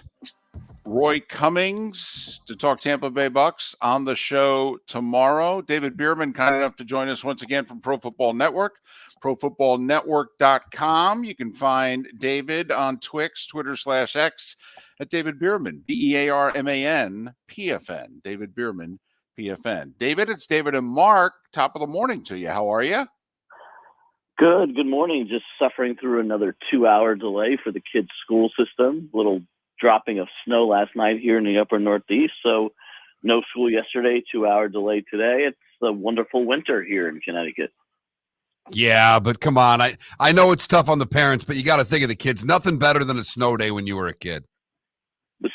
When I was a kid, I was living down by you, so I don't know what the heck a snow day Well, was. you had hurricane days. We did have hurricane days, which were beautiful because the hurricanes, other than Andrew and a few others, never really hit. So, yeah, hurricane days, sure. Snow days, they did have fun last week with the snow day down the street going and sledding and stuff. So, absolutely. The Dolphins are not built for the snow or the cold, and we knew that, and we saw it Saturday night. Our poll question today, David, is give a grade to the Dolphins season from A through F. The two hosts that you're talking with gave it a C. How would you grade the Dolphins season? I would go with a B-, but a C is understandable. Maybe go to the B- because of the success that they showed throughout, 80% of the season when they were winning or when they were at home or they were playing somebody not good, or even just the Dallas game, which, of course, that's one maybe fraudulent team beating another fraudulent team. I asked this question the other day on Twitter/X, whatever you want to call it. I gave my yearly Dolphins manifesto. It's probably 9 tweets long. I opened up with the first question: is the season success or a failure? And that's very similar to your grade question, your poll question. The goal of the season was to win a playoff game, win the division, win a playoff game. So by definition, the season was a failure. So, I wouldn't give it an F. I'd still give it a B-. The goal was to do something the team hasn't done in 23 years, and that's win a playoff game. Ultimately, they failed to do that. However, I think there was enough good in the season. They won 11 games for the first time since 2008. They should have won the division for the first time since 2008. They blew it. They didn't win it. And they showed that they can have a very high-profile offense and a solid defense when everyone's healthy. It's unfortunate that they're not built for the cold. It's unfortunate that Mike McDaniel's offense can't adapt when people actually learn to shut it down for the second straight year, late in the year. And it's unfortunate that obviously injuries ravaged both sides of the ball, especially the defense, that prevented them from having. If they win a playoff game, I think it's a solid B. I would not disagree with your C either. All right. When you look at McDaniel, what changes does he have to make? Because, as you mentioned, the offense was great. But in December, when you have to run the football to win, he just refused to, even though they were having some success doing it. So what do you think McDaniel has to do to change to become a better coach for this team? I think there's two things he needs to do. One, you do need to commit to running the ball. You have seen that when they do commit to running the ball, they win. And the Dallas Cowboys game is a perfect example. They were able to run the ball in key situations and, get down the field when they needed to and run out the clock in other games. But there were some games where it just absolutely disappeared and he just stopped running the ball. And a lot of coaches fail to do that. Keep in mind, Mike McDaniel's only coached 2 seasons, so he'll learn from that. I think the other thing that he really needs to do is adapt when defenses take away the middle of the field. And that's 2 consecutive seasons where the good defenses, the good teams, the Kansas Cities and the Buffaloes of the world, with Spagnuolo and other really good defensive coordinators have said, we're not going to allow you to beat us in the middle of the field with Waddle and Hill. You know, there was one over the top that Hill had in the playoff game that you know, was a great route, and they burned the guy and they scored a touchdown.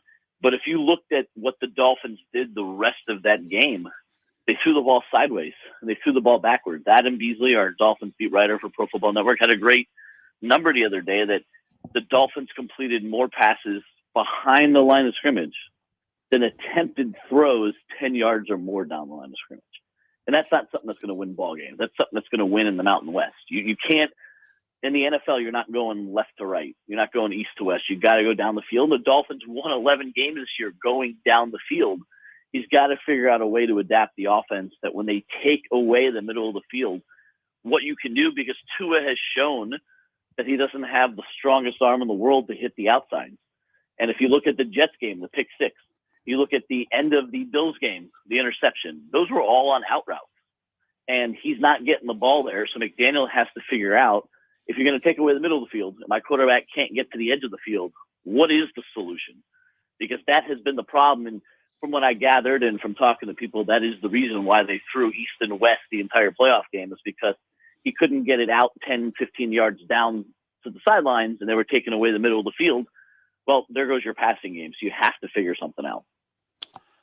Should he give up play calling? Because there are other deficiencies. He's not the best game manager. Doesn't seem to be able to get many challenges right. Should he give up play calling? I'll go the other way and say I think he should find someone to stand next to him and be in his ear for the challenges and for the game management and getting the calls in there, because that also is a problem. And I don't know if it's related to him being concentrated on play calling. And, you know, they admitted that a lot of the plays got in there too late. You remember, if that's the second year in a row. It's the second year in a row. He's 2 years. He can't get the plays in on time. How many years are we going to give him to get the plays in on time?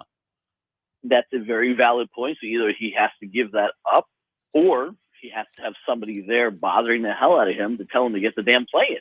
It cost them in the Bills playoff game, and it cost them a couple of times this year. And yes, he needs to figure that out. I would also caution people, the guy's coached 36 games in his career. So he does need to figure that out. But at the same time, it's only been 2 years. But yes, we can't go over and over and again without getting plays in, because it shows when the plays are rushed and they don't know what they're doing. Tua panics. So when he panics, doesn't throw the ball well. How many more coaches are going to get fired? Are Philadelphia and Dallas's jobs safe to you, or do you see changes in both? One, neither? I don't think either guy gets fired. I'm in the minority here on both. A lot of people think both of them are gone. I think what you heard out of Dak in the post game the other day, I'd like to read between the lines on press conferences. Dak seemed genuinely surprised that McCarthy's job would be on the line. Maybe he lives under a rock. I don't know. But he also said, listen, I am who I am today as a MVP candidate quarterback because of Mike McCarthy. And if you're going to blame Mike, you might as well blame me. If you're going to get rid of Mike, you might as well get rid of me. And I'm sure there's plenty of Dallas Cowboy fans who want to get rid of both of them. At the end of the day, Jerry is unpredictable, but the team did win 12 games, won the NFC East, and yes, they choked. And maybe McCarthy's not your guy, but if Jerry Jones is still going to keep Dak Prescott, I think he keeps Mike McCarthy, because to me, they seem like a package deal where the coach has built the quarterback. So we want to get rid of McCarthy, you might as well go trade Dak. As far as Sirianni, that's a tough one. I would have thought going into the playoff game, I heard all the noise and the late season collapse and lost the clubhouse and A.J. Brown and all that. And I was like, you guys, come on, you're panicking. The Eagles are fine. They'll probably beat Tampa. Sirianni's not losing his job. That was what I thought going into the game. But watching the Tampa playoff game, that team just quit on him. That team had no energy, terrible play calling. The defense couldn't tackle my fourth grade tackle team. They were just awful across the board. And you start questioning if he indeed has lost the locker room, then you got to get rid of him. There's no reason to bring him back if the players don't believe in him. I don't know if that's a fact. So I think it comes down to what Jeffrey Lurie and the ownership and CEO and the GM, Howie Roseman, find out when interviewing the players. Which is why you haven't heard anything yet. I believe today is the day that they all go in there and clean out their lockers and have their media goodbye. If the team is actually not behind the coach, which is the exact opposite in Dallas. You have Dak Prescott up there basically raving about his coach. If the players tell the GM and the owner that they don't like the coach, he very well may be gone. And I think that's a completely different scenario than you have in Dallas. David Bearman, Chief Content Officer at Pro Football Network, ProFootballNetwork.com. Follow him on Twix, Twitter/X at David Bearman PFN, David Bearman PFN. If you're running a team, don't you have to consider the quality of coaches that are available that are usually not available? Like if you're in Philly, and he did take us to the Super Bowl last year. We've gotten to 3 straight playoffs. I don't want to fire him, but Mike Vrabel and Bill Belichick are available. Jim Harbaugh is interviewing for jobs. I mean, aren't they upgrades? They are, and I think you're seeing that around the league. I'm not sure that Tennessee fires Vrabel if someone like Belichick and Harbaugh are not available. I'm not saying they're going to get them. I think the other coaches were going to go, and maybe deciding factor in Atlanta with Arthur Smith was, well, we're going to go get a big gun, because you know that Arthur Blank doesn't like firing anybody. He waits too long. It's always too late. It happened with Dan Quinn. It happened with Smith. So this time around, he said, all right, I'm done with this guy because I have big fish to go get. And he's already interviewed Harbaugh and Belichick, which is amazing that both of them interviewed for the same job. Does it factor into Philadelphia? It might. It absolutely might. If the owner and CEO, Jeffrey Loria, is not happy and the team has lost, the coach has lost the locker room, and you can go get a big fish, then yeah, I think it does factor in. Maybe Jerry makes the same move with Parcells, with bringing in Belichick, but I've never seen a coaching cycle with big names like this before, and it'll be interesting to see if it factors into other teams' decisions to get rid of their coach as well. Green Bay, Tampa Bay, Houston, they're all big underdogs. Which one do you give the best shot to pull off an upset? I'm going to go with Houston just because of the lack of playoff success that Lamar Jackson has had in Baltimore. I think this is a different team. I think this team goes and wins the Super Bowl. You would ask me who wins the Super Bowl, I would say Baltimore. But I also would say Houston has the best chance of an upset. I think of those 3 teams, Houston is better positioned in terms of their quarterback. That C.J. Stroud is the best of those 3, even though Baker and Love are doing fantastic. The talent that Houston has, been very impressed with DeMeco Ryans as the coach, and I don't think they upset Baltimore, but we have seen Lamar Jackson and Baltimore choke in the playoffs many times in the past. I mean, Lamar only has 1 playoff win, so I think that is the biggest chance for Houston. I don't honestly think any of the 3 win. I think Detroit's going to overmatch Tampa, and San Francisco is the best team in the NFC, and Green Bay, great ride, great story, but they're just sitting there waiting and rested. So I would say Houston of the 3, but I don't anticipate any of those happening. Texans fewest turnovers in the league at 14 through 18 games. That would have to continue, I think, for them to have a real shot. David, as always, we appreciate not just you, but your site, Pro Football Network, ProFootballNetwork.com. Thanks so much for your time and your insight. Enjoy the games. We'll talk soon. Thanks, guys. Enjoy. David Bearman. Dealing with a snow day in the Northeast. And we're dealing with, in North Florida, it's 31 degrees right now. 31. What's up with that? My brother and my mom are both teachers in the same school district, and they're at that point in the year where they don't have a full week of school for like 2 months. Right. One day a week gets called off for either ice, snow, extreme cold temperatures, something. You know, and now the kids just get a text from the school district saying the school's off. It takes the fun away. That really does take something away of watching watching the news scroll across. You got to wait for your county. And for me, I went to a Catholic school, so there was the first 2 schools. It was Pinconning St. Michael's and Linwood St. Anne's.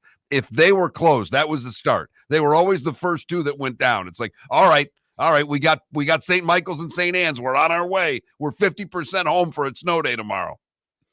Loved the snow day. My school district was always one of the last to cancel too. and my mom was a nurse in a different school district. So we were watching different parts of the crawl, and I was listening to a local AM station going, Mom, you watch the TV.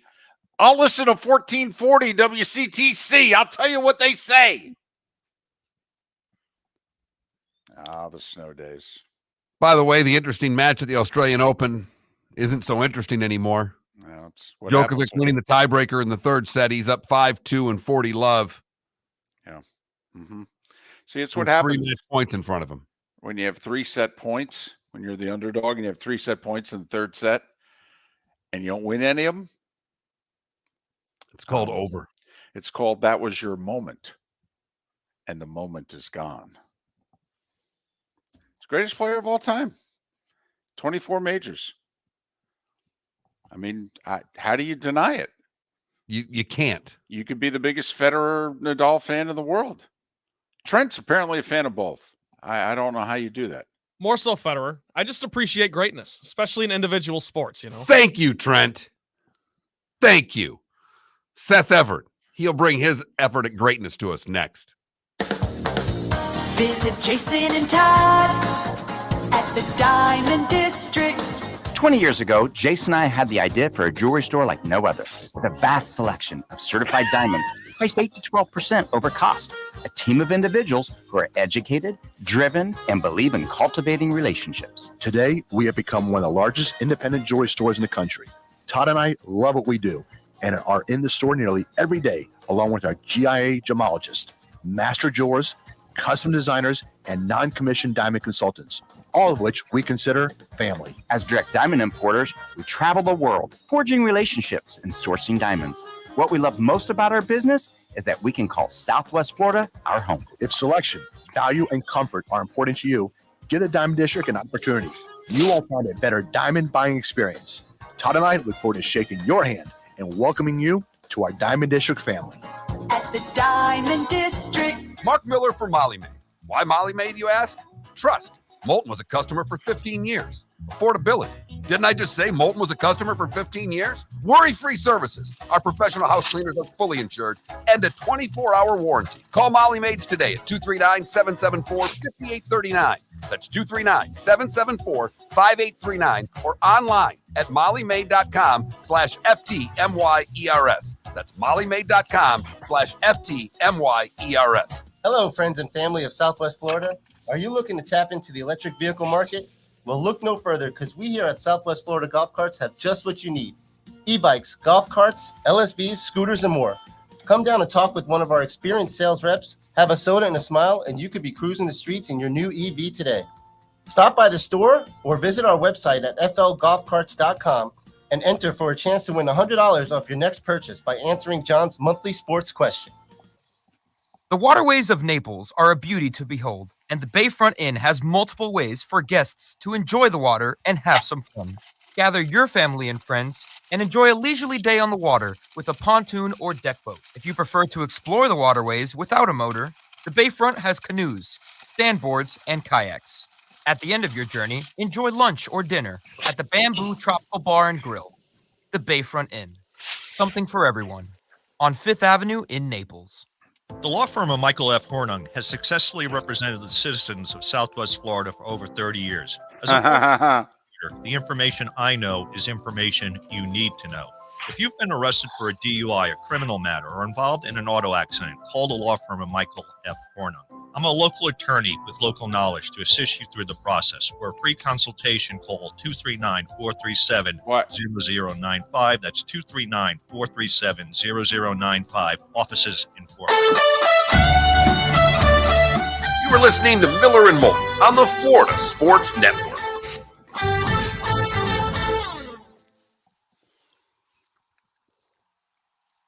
I'm watching. The tweet is, I've never heard a commentator get mad at his partner on live TV like this. And then I listened to it. The Nets broadcasters, Iron Eagle, acted. Iron Eagle and what's the czar? What's his name? Yeah, Iron Eagle acted like a 3-year-old there. What's his you name? Don't bring that up. You don't bring that up on air. Yes, you don't bring that up on air. What'd they bring up? He says, you basically, I know what a slipscreen is. I've been doing the NBA for 18 years, and you answer with a bunch of gobbledygook, and I wanted you to reassess your answer, and then you attacked me, and it was uncalled for. But who was it? Was it that Sarah Kustok? No, No, it was Ian Ian Eagle Eagle and and Mike Mike Fratello. Oh, wow. Right. This is a real That's broad. This isn't surprising. a minor league broadcast. Yeah, that's surprising.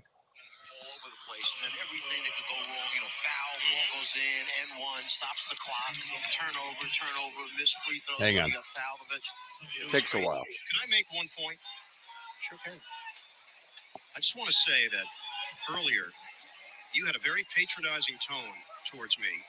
I fully understand what a slip screen is. I've been doing the NBA for 18 years. But the way you presented it initially was gobbledygook. So, like the I think he was trying to be funny. come back and explain yourself. And you then just took a firing line on me, and it was uncalled for. I don't think so. That's exactly what happened. You are overly sensitive to I am not. Did you have a bad day today? It's second game of a back-to-back. The ride back from Philly, did it disturb you last night? That was. So I'd like to hear the call. Yeah, what led up to it? Yeah, I don't think he was making a joke there. That was. I don't know. He's a very sarcastic guy. I don't know. He is. I do think he was being serious there. Fratello really lightened the mood. He goes, "You're sensitive today," and then Ian Eagle went right to being funny. He goes, "Well, second of back-to-backs. Okay, we did have a 2-hour car ride together yesterday, so yes, we've had it with each other." I don't and they think- were laughing. Yeah, I don't think he brings it up on air if it's not humorous in tone. He's smart enough to bring that up off air. But it does remind me of a great story about the only fight me and Darrell Hamilton ever got into. Are you taking your kids to school or on your way back? No, on my way to Syracuse. Oh, are you teaching? I couldn't wait till 8:30 to first leave. So I started the trip, pulled over, got myself a coffee, do this, then marry on my way. Okay. I mapped it out. Now, do you have the phone propped? Because you can't hold your phone in Jersey, I'm not driving. Oh, okay. Oh, I can make love to my phone if I want to. take it easy now. It's a family show. I'm watching all the trucks go by. Some icy roads. It's currently 14. It's 31 in Jacksonville. I understand. People are losing their minds. I don't know, guys. It's 56 here. Inside? Well, it's close to that inside. I mean, I've got socks and shoes on today. Whoa. Yeah. So I'm probably gonna have to wear a pullover when I play golf. Think about that. That's a second layer while playing golf. That's Here we go. It's amazing that you can even hit.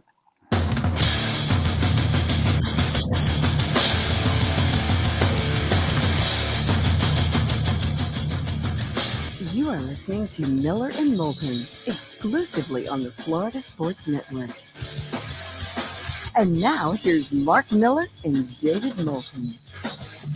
Just like that, it's the third and final hour of Miller and Moulton along the network, along the Florida Sports Network, floridasportsnetwork.com. The Diamond District bonus hour is 1 hour away. Seth Everett joins us every week at this time, although he is doing something right now that I don't believe he's ever done in the 15 plus years that he's been kind enough to be a guest on our show regularly. So you're driving. Yep. Okay. Although in Jersey, you can't have your phone out when you drive, so you've pulled over. Hey, I had the right of way. And Seth's on his way to Syracuse where he teaches a class. How are you this morning? Besides, you typed in you're freezing, Seth Everett. Freezing. It's freezing. Yeah, it's 14 degrees. It's supposed to be a high of 26 here in New Jersey. Up in Syracuse, it's supposed to be a high of 20. And I have to walk from the parking lot to the school, and that's all I'm focused on, that walk. I have gloves, I have a hat, I have all these things for one walk. Oh, and then to walk back to my car at the end of the day. That's all I have scheduled. Can you do it? I think I can. I just, what I want to know is right now I'm super comfortable. I have the heat on in my car. It's a lovely automobile. I'm very comfortable. Is it going to be so cold that my steering wheel is going to get icicles? No. I think I'm going to be fine. Do you think you'll be, how long will it take you after the walk to thaw out to teach the class? I mean, is the first portion of this class pretty much a no-show for you? No. I have a meeting before the class. The class isn't until 3:45, and it takes me 3 hours to get there, so I'll be fine. But that meeting, I might be shivering. I'll bite my fingernails or something. Okay, Seth, you're unusually quiet in this meeting. Just carry on without me. Seth Everett. Yeah, but the thing is, everybody else is cold too. We don't know where the other people are coming from. Well, Seth, I have to admit, and we love you. We're very fond of you. They're tougher than you are. Okay, They are. They are. So they'll They be are. fine. They'll be fine. Seth They are Everett, tougher. Sports with Friends, Hall of Justice. Okay, you can follow him on Twix, Twitter/X at Seth_Everett. Hey, we got a story right up your alley. Oh boy. This is streaming. Amazon and Major League Baseball, they're at war with each other. Baseball wants the streaming rights to all these teams, and Amazon's like, we're not going to let you have them. Well, what Amazon is saying is we have cash. Diamond, in order to satisfy your creditors, we can give you cash, but we wanted all your streaming rights. And Diamond was like, well, no, because there's like a handful of RSNs that they want to keep, the ones they wanted to keep last year. The problem is that Amazon asked for 11, and supposedly they met in what is apparently the middle, and they're going to get 5. And if these 5 teams suddenly have their games for no extra money on Amazon Prime, I think that's a win for the fan, and it's a win for Diamond. If they're charging extra, kind of like what Apple TV does, where you can buy Apple TV Plus, but you have to buy the MLS package on top, then I think the fan gets screwed. Yeah, I Wait don't. and see. I mean, Amazon so far hasn't indicated. I mean, the way they did football, they didn't charge more. If you have Amazon Prime, you get football. So Right. I would be of the belief they would go with the same method for baseball, and it's a big deal down in Florida because both the Florida teams are part of this. And the blackouts would be lifted, right? The blackouts would be lifted, which means if you can't get Marlins games here, or if you can't get Rays games in Fort Myers, for example, that would all be lifted, and you'd get more. And I don't spend other people's money. I hate that. I hate when broadcasters do that. I just think a majority of fans who would be interested in this already have Amazon Prime. Okay. But, I mean, let's be honest. It's Amazon. They rule the world. I mean, this is more about getting their hands on sports properties, at first. Down the road, because, I mean, don't you think, Seth, that Amazon's thinking, listen, we can get our hands on this property right now. Diamond's probably going to go away at some point, and we'll be able to get our hands on more. Yeah, that's the thought. And what they're trying to do is kibosh baseball's plan to create its own streaming outlet. And basically Amazon wants everything to go through them. Baseball wants everything to go through them. My gut instinct is Amazon will win that arm wrestle. Did baseball do anything wrong here to let it get to this point? Could they have bailed Diamond out? Is there something they could have done that they didn't that's now going to haunt them with Amazon coming in, Seth? They couldn't have done anything wrong because the networks that are most profitable, the Bostons, the DCs, the New Yorks, they weren't listening. So there was nothing baseball could do. Baseball can't force the Yankees to absolve themselves of their television network. There are a handful of teams that are still profitable in the RSN model. And because so much of the operating costs of a baseball team is based on cable rights, having a profitable cable network is still the best thing. And that's where the competitive imbalance is going to come from. Don't forget, the $100 million that Amazon is putting up is for Diamond, not the teams. the teams are still getting paid a reduced rate. So the Marlins and Rays aren't getting that piece of the $100 million that Amazon's giving. No, but they're still getting their diamond money, which had the A chance. portion of their diamond money. They're the restructured from the bankruptcy court, restructured rates, not the original money that they signed for. Right, but something is better than nothing. Okay, Correct. and there is a chance. And by the way, I guess it's possible, but unlikely, that the bankruptcy judge in Houston this morning rejects the Diamond Amazon deal. At which point, Major League Baseball is then going to race in and grab as much property as they can. So, don't worry, we got you. We're fine. Is it possible, by the way, down the road, because the Yankees and the Red Sox and the Dodgers have the 3 cable deals right now that they can't walk away from? They make way too much money. They make so much money. They're like, listen, we'd love to be team players, even though we don't want to be team players, but we just can't. We make too much money. Oh, my God. 20 years ago, the New York Yankees didn't want MLB.com to exist. Right. Is it possible at the end of this decade, though, that the Yes networks, the Nessens, the Time Warner channel the Dodgers are on, is it possible they don't exist? Or are the Red Sox and the Yankees and the Dodgers just so big that they can single-handedly keep a cable network alive? See, I think the story that answers that question is the one where the Yes Network and the MSG Network, which are 2 separate regional sports cable networks in New York, are talking about merging their streaming apps. And that's fascinating because then you put the Yankees, Nets, Knicks, Devils, Rangers, Islanders all on one app and hope it has the Yes interface, because the Yes interface is great. The idea that you're going to have that I think they'll eventually become some kind of a network or a sports app that may incorporate Philly and DC. You know, that I could see that. I don't see the Yankees eventually saying, "Sure, Amazon, take all our games, and you know we'll get our piece of the pie, just like the Padres and the Marlins." Well, obviously, because that's what you've talked about forever, is basically the competitive advantage that these teams have. They're not going to give up, but by a lot. But I'm curious, like the rest of I would have thought that the Tigers and Twins were 2 regional cable networks that would be doing okay, just by the popularity of their teams, how many people are in the States. And obviously I can see where the Florida teams struggle because they don't have the attendance. I thought there were more of these networks that were in better shape, but there are not, are there? Well, this has to do with, I was under the impression that the Marlins, even though nobody ever went to their games, the Marlins did exceptionally well on cable. No, the Rays. I've always heard that. No, the Rays. The Marlins did horrible. The Marlins don't do well.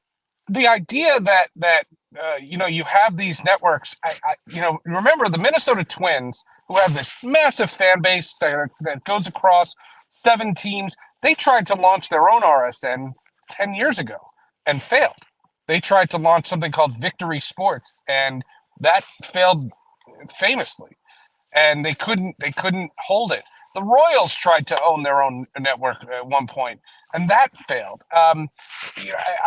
What I will never understand, and what I have always thought about would be a very interesting podcast, maybe to only me, would be why, when Disney bought Fox, 20th Century Fox, and had to absolve themselves of the RSNs because they owned ESPN, that was part of the FCC rule, why did Diamond/Sinclair buy these RSNs in the first place? Right, when it was already a business that we thought was slowly dying. It was crumbling. Right. People, extremists were talking about the death knell of cable and all these things. And at that time, 25% of America had cut the cord. Now it's over 60%. All right, we got a minute. Sports with Friends, Hall of Justice, go. Sports with Friends is a former columnist for the Rocky Mountain News, my friend Sam Adams, who has officially left the sports media industry to pursue stand-up comedy full-time. It's a fascinating story about how he had been dabbling in stand-up comedy while covering the Denver Broncos. And then the Rocky Mountain News closed in 2009. He was doing TV shows and radio shows, and he finally said, nope, I'm going to do stand-up comedy full-time. It's a fascinating story about a guy who was reborn in his 50s. It's a great podcast. Hall of Justice is Echo, the new series Echo. It's a review. That show made no sense, and we explain why it made no sense. He's Seth Everett. Sometimes he makes sense. Sometimes, no. We like him anyway. He's freezing Seth Everett on the side of the road, headed to Syracuse to teach a class. Seth, safe travels, and we'll talk next week. License and registration officer. Sports with Friends Hall of Justice with Seth Everett. You can follow him on Twix, Twitter/X at Seth_Everett. His whole day, the walk to the car, the walk from the car. Gloves and hat, that's important. They're in the back. I don't see Seth as a ski mask guy. Okay. I see him getting Tom Coughlin cheeks. Okay, I do. Okay. Freezing while walking to class. Seth Everett joined us here on Miller and Moulton. Mark Miller for Molly Maid. Why Molly Maid, you ask? Trust. Moulton was a customer for 15 years. Affordability. Didn't I just say Moulton was a customer for 15 years? Worry-free services. Our professional house cleaners are fully insured and a 24-hour warranty. Call Molly Maids today at 239-774-5839. That's 239-774-5839 or online at mollymaid.com/FTMYERS. That's mollymaid.com/FTMYERS. Get set for the thrill of a lifetime with Mud Wheelers Gone Wild at Redneck Mud Park, January 19th through 21st. 3 full days of mud, trails, camping, and more. All for ATVs and side-by-sides only. Friday night is movie night. Ride up and relax. Compete for cash prizes and more. With events like our new ATV and side-by-side bounty obstacle challenge, side-by-side and barrel races, and scavenger hunt. Don't miss this family-friendly ATV and side-by-side only event at Redneck Mud Park, January 19th through 21st. Visit redneckmudpark.com for discount tickets and details. The waterways of Naples are a beauty to behold, and the Bayfront Inn has multiple ways for guests to enjoy the water and have some fun. Gather your family and friends and enjoy a leisurely day on the water with a pontoon or deck boat. If you prefer to explore the waterways without a motor, the Bayfront has canoes, standboards, and kayaks. At the end of your journey, enjoy lunch or dinner at the Bamboo Tropical Bar and Grill. The Bayfront Inn. Something for everyone.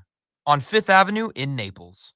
Located on the East Trail, locally owned Naples Tiki Bar and Grill is an outdoor eatery next to the Hitching Post Shopping Center. Island-inspired food with a true tiki theme. The best place in Naples to enjoy the beautiful weather in Southwest Florida. The Naples Tiki Bar and Grill offers a great menu for dine-in or takeout. Enjoy our famous pulled pork, huge burgers, and tiki bar cocktails. Don't miss happy hour every day from 3 to 6 and live music 7 days a week. See you soon at the Naples Tiki Bar and Grill, 11498 Tamiami Trail East. You are listening to Miller and Moulton on the Florida Sports Network.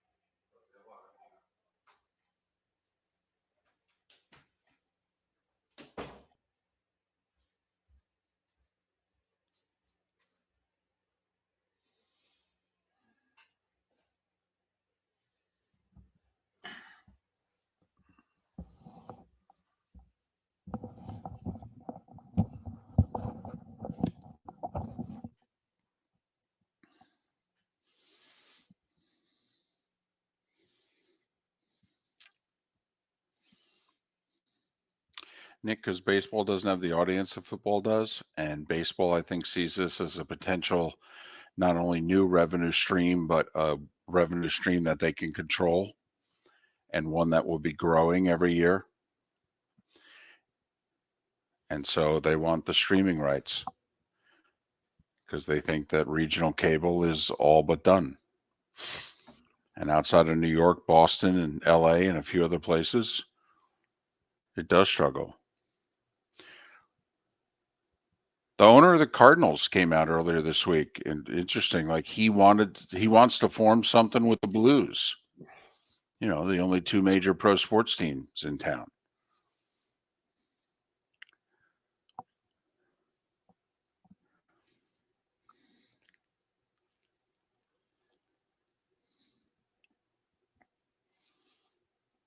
I would think that would be perfect, but what do I know? Well, that's what I mean. You know, I mean, that's why I just don't get how the Detroit. It just must be the rights fees are just too expensive because they're still making bank. Who's making bank? These, I mean, I know they've cut cords, but it's like you're still talking about they're still jamming them down your throat. In like in the Michigans and the Minnesotas, you would think that there's enough subscribers, but apparently there isn't. Trent, do your parents have cable? Yes. Okay. Is it because of Bally Sports? No, my dad's just always Okay. So my older brother's been trying to get him on YouTube TV for a while. He won't do it. Okay. Now, like, I'm curious. Mark, you have YouTube TV, right? Yep.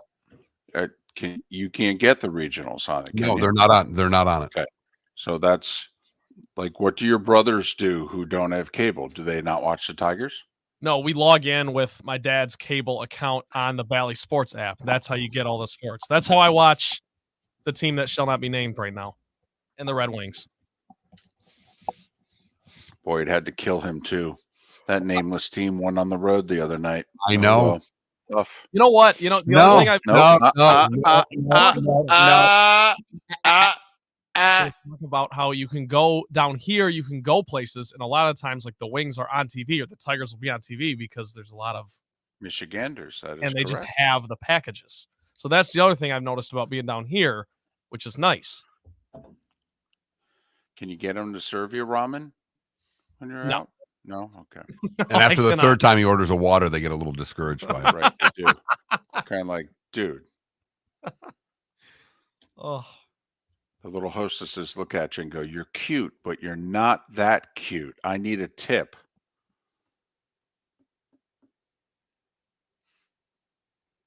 Okay, here we go. Appleton, Wisconsin. That's who he's fallen in love with.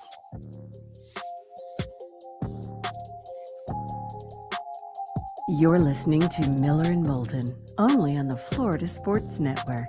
And now, here's Mark Miller and David Moulton. 21 minutes past the hour. Diamond District bonus hour awaits at the top of the hour for our 239 audience. 2 segments left along the network on this chilly/cold morning in Florida. Chilly south of I-4.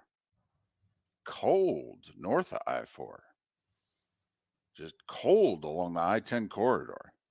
Temperatures below freezing much of the northern part of the state still at this hour. Just letting you know, for those of you who are hanging out in the mid-50s, not that far away. It ain't even mid-30s.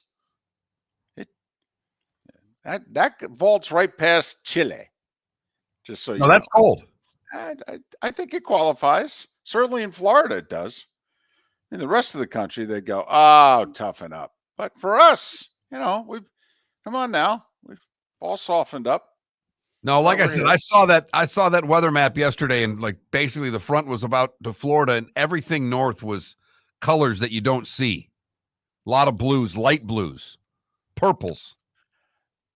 So we're in Fargo in the mid to late 90s. And, I'm still thinking I'm going to have a career then.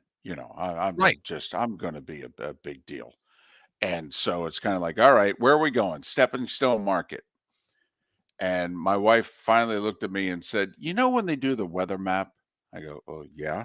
She goes, "Could you pick some place in the orange to red color? Could you just do that?" And so literally on my last show, they said, "Where are you going?" And I said, "Well, I don't say I was given an ultimatum. I was strongly encouraged to go someplace orange or red." And so I said to the weather guy, I go, "Could you call up the maps?" And so in the middle of the sportscast, they call up the maps. And I go, and he points, he goes, "Look where he's going. He's going to red. Right here. Going to red." It was like 88 in late October in Fort Myers. I'm like, "Yep, that's where I'm going."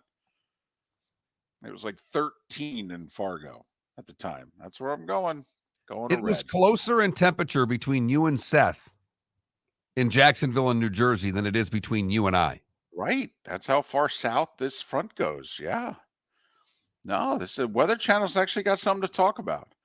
Now, people doing weather south of I-4, I mean, it's an extra 20 seconds. They need more time, Mark. No, my 4 minutes isn't enough. I got to talk about how everybody in Lake City's freezing. They're like, "What?" "Yeah, I need 20 more seconds. Take it from sports." They got nothing going on. No, nothing at all. Our poll question today: what grade do you give the Dolphins season now that it's done? Now that it's marinated a little bit? From A to F, what grade do you give it? And most of you are in the BC range. Wow. The C grade is winning with 44% of the vote. The B grade getting 39% of the vote. Only 15% of you think that it's a D or an F. And there's one of you that gave it an A. I commend a lot of these Dolphins fans or whoever's voting on this for keeping things in perspective. Keep it in perspective. They still made the playoffs. I know it's frustrating, but how can you have a failing season? You can't have an A season, but two things can be true. But David Bearman, who was just on the show, if you were to rate this season as a success or a failure, what would you rate it as? Failure. A failure. And I think he's right. Now, I think the C grade is right. Both of these can be true. But particularly given the fact that they had the division right there with 4 minutes left in the Tennessee game? Yeah. The other thing that I think is key here is that a C grade in the NFL is a failure. That's not a success. It's a year-to-year league. Yeah, how many C grades of teams would you give where they're actually keeping everybody? Do you know the Browns just fired their entire offensive staff this morning? Entire offensive staff. Which I don't understand. Stefanski's an offensive coach. He picked all those guys, right? Well, plus they fire the poor running backs coach. It's like Chubb got hurt in the second week of the season. They must just want to move on. Well, what did they do wrong? I thought they did pretty saying. well. Yeah, tough business. Tough business. Mike Tomlin has lost 9 of his last 12 playoff games. Mark, because you've married into the family. You know what?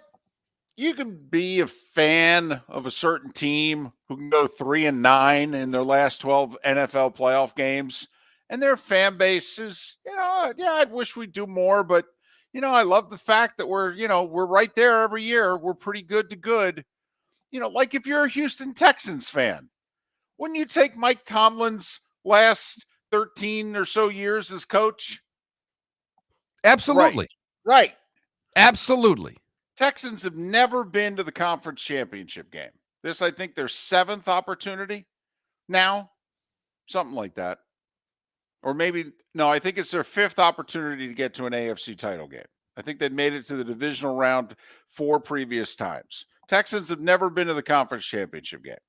Houston Texans fan would be thrilled with Mike Tomlin's playoff record over the last 12, 13 years. Mark, in Pittsburgh, do they want Mike Tomlin to be the coach anymore? No, they don't. They think, and it's not a detest towards Tomlin. They are actually they think it's time. They're not satisfied with what's happened in the postseason, as you pointed out. He's got 3 wins. And this is a city that you all know expects Super Bowls. They don't measure themselves on 3 playoff wins. They measure themselves on Super Bowl appearances and championships.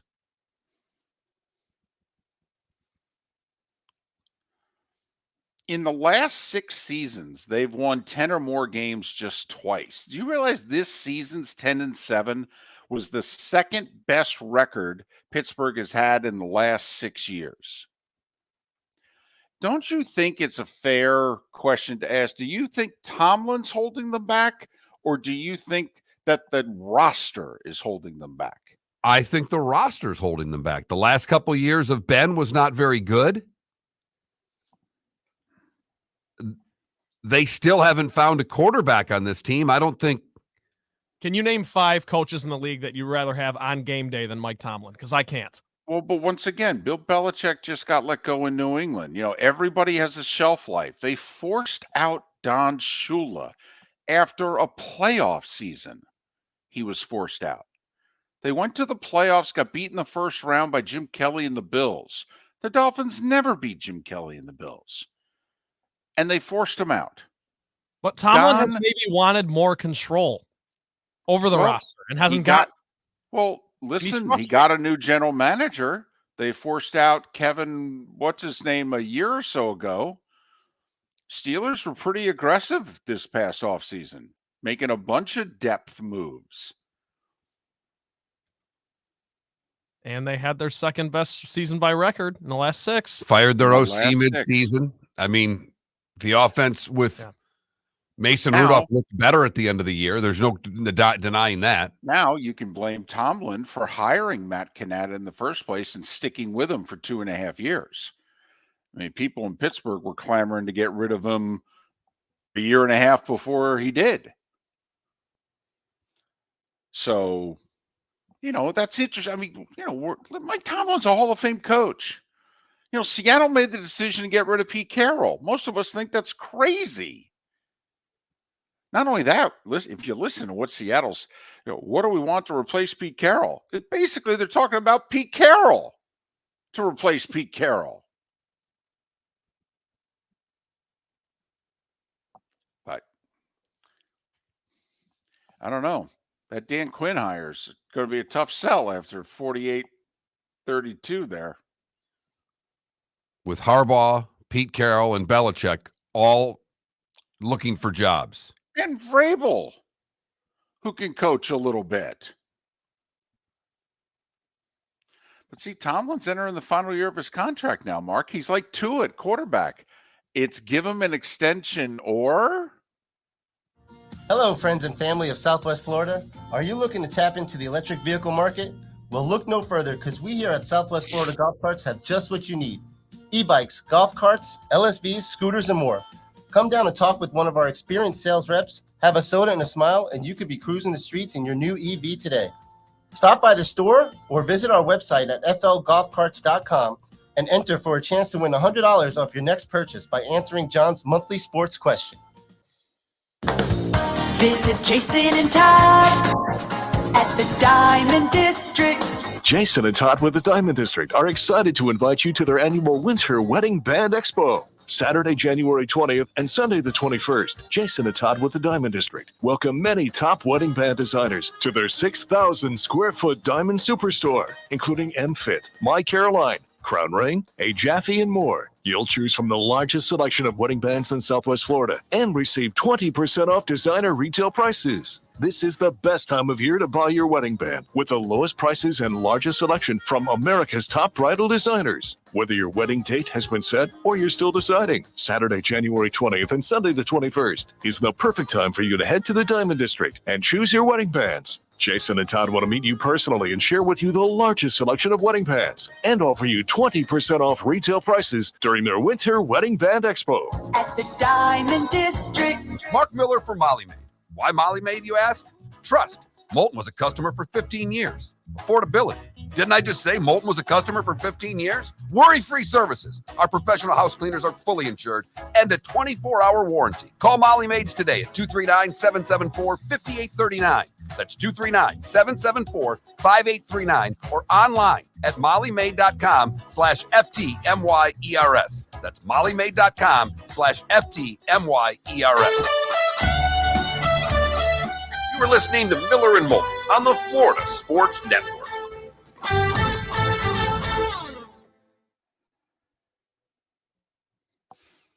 Do you know that Pittsburgh's lost their last 5 playoff games?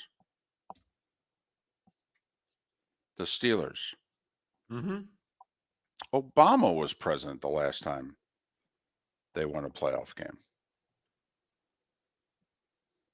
Yeah, it's hard for me to put some of this into perspective. And I know that every franchise has different expectations based on their standard. So I understand why Steelers fans want to move on. I'm in Tomlin's corner because I just think you got to be careful what you wish for. The grass ain't always greener. He wins games. You have bigger problems, in my opinion.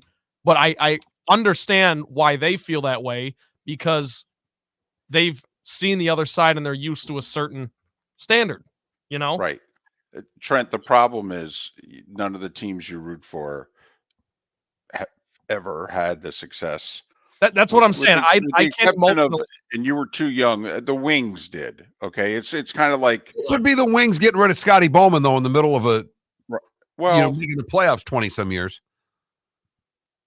No, I completely I get that part of it. That's what I'm saying. I can't emotionally understand why Steelers fans would want to get rid of that guy because they haven't won a playoff game since Obama was president, and all that matters to them is Super Bowls. Yeah, they have shirts that say "Got rings."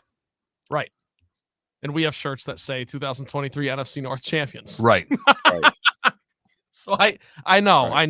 I just I actually read something I thought was interesting yesterday. A guy talked about how Tomlin is very much a player's coach, and that fit in for a really long time in Pittsburgh because the whole Steelers way. And he had enough core veterans that basically could tell the rest of the team, listen, we're the Steelers. We do things a certain way here. And it's either get on board or get the hell out. And he wondered whether or not the roster has enough continuity anymore that you can basically, does the team need more structure? If you listen closely, Najee Harris has a couple times been like, yeah, we did things differently at Alabama. And there have been others who are like, yeah, I've been elsewhere, and that it's more the locker room takes care of the locker room in Pittsburgh. Mike embodies his veterans, and they take care of the room. And that there have been other people who have had success elsewhere, college or pro, who have kind of hinted at, yeah, I think maybe we need the coach and the coaches to do a little more. So, which I thought was an interesting piece.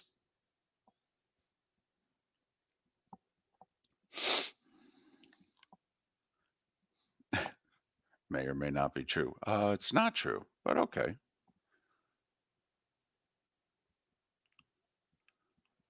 Well, and Yinzer, the point of the article was it's tough to keep, enough guys around. Well, and there are no more of those guys that have had any success there. Well, right. I mean, their veteran leaders have had zero success. Right. The final week of the Obama presidency is the last time the Steelers have won a playoff game. How long ago does that seem? How many guys are still in the room from that? Yeah, I was in high school. That's Roethlisberger, who's still elite. That's Le'Veon. That's who's the wide receiver? Antonio Brown. I mean, Is Taylor still there? When did he retire? He might have still been there. Still been there. Yeah. The Pouncey. Is that still before he went down? It's still Palomalu? Yeah.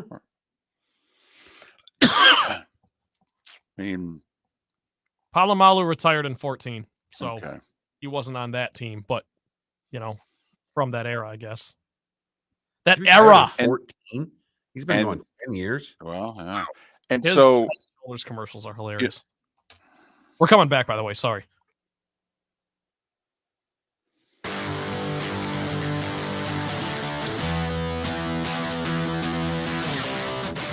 You're listening to Miller and Moulton, only on the Florida Sports Network. 22 minutes till the top of the hour, our final segment along the network. Thanks so much for being with us on this chilly/cold, depending on where you are along the network, Wednesday. Miller and Moulton, Florida Sports Network, floridasportsnetwork.com. In-depth Pittsburgh Steeler discussion during the break on our KDKA moment. Well, but to me, it's very much where we are as sports fans and in some ways as a sports nation. Can we handle being good/pretty good? Because that's the debate in Pittsburgh right now. The Steelers haven't won a playoff game since the final week of the Obama presidency. The 2016 season is the last time the Steelers have won a playoff game. They obviously haven't had a losing season in the quick math 7 seasons since. Haven't had a losing season, have made the playoffs 4 times during those 7 years. But the Steelers have lost their last 5 playoff games. We all know what the Dolphins have 4 straight winning seasons. 0-2 in the playoffs. That was a playoff win in 23 years. All right. The fan base is a little ornery today. You know, because why? The Dolphins are good/pretty good. I mean, Pete Carroll just got forced out in Seattle. With winning seasons with Geno Smith at quarterback, which no one else has ever been able to say, Mark. Why? Because the Seahawks have been reduced to being pretty good. Mike and they Vrabel want to in go Tennessee. back to where they were 10 years ago. Yeah, but Vrabel in Tennessee, things got bad there. So it is a little different. I know he can coach. I know everybody thinks really highly of him, but the last 2 years did not go well. And this year went particularly bad. And if we see what happens with McCarthy, what we think might happen with McCarthy, that would also play into David's little point here. 3 straight 12-win seasons, and he might get axed. The problem is for all of these teams is that, you know, Pittsburgh went through this at the end of New England and into Kansas City these last 7 years. Seattle's doing it while right down the road, the Niners are having all kinds of success. And I think that plays into it, is that when you see greatness around you and you're chasing greatness, good doesn't matter anymore because it doesn't matter to your fans. There's not many fan bases out there that are complacent with winning a division and making the playoffs. They want more. And owners have never read into fan bases more than they do now, David. Which is so funny, Mark, because most of the time they don't give a rat's blank about us.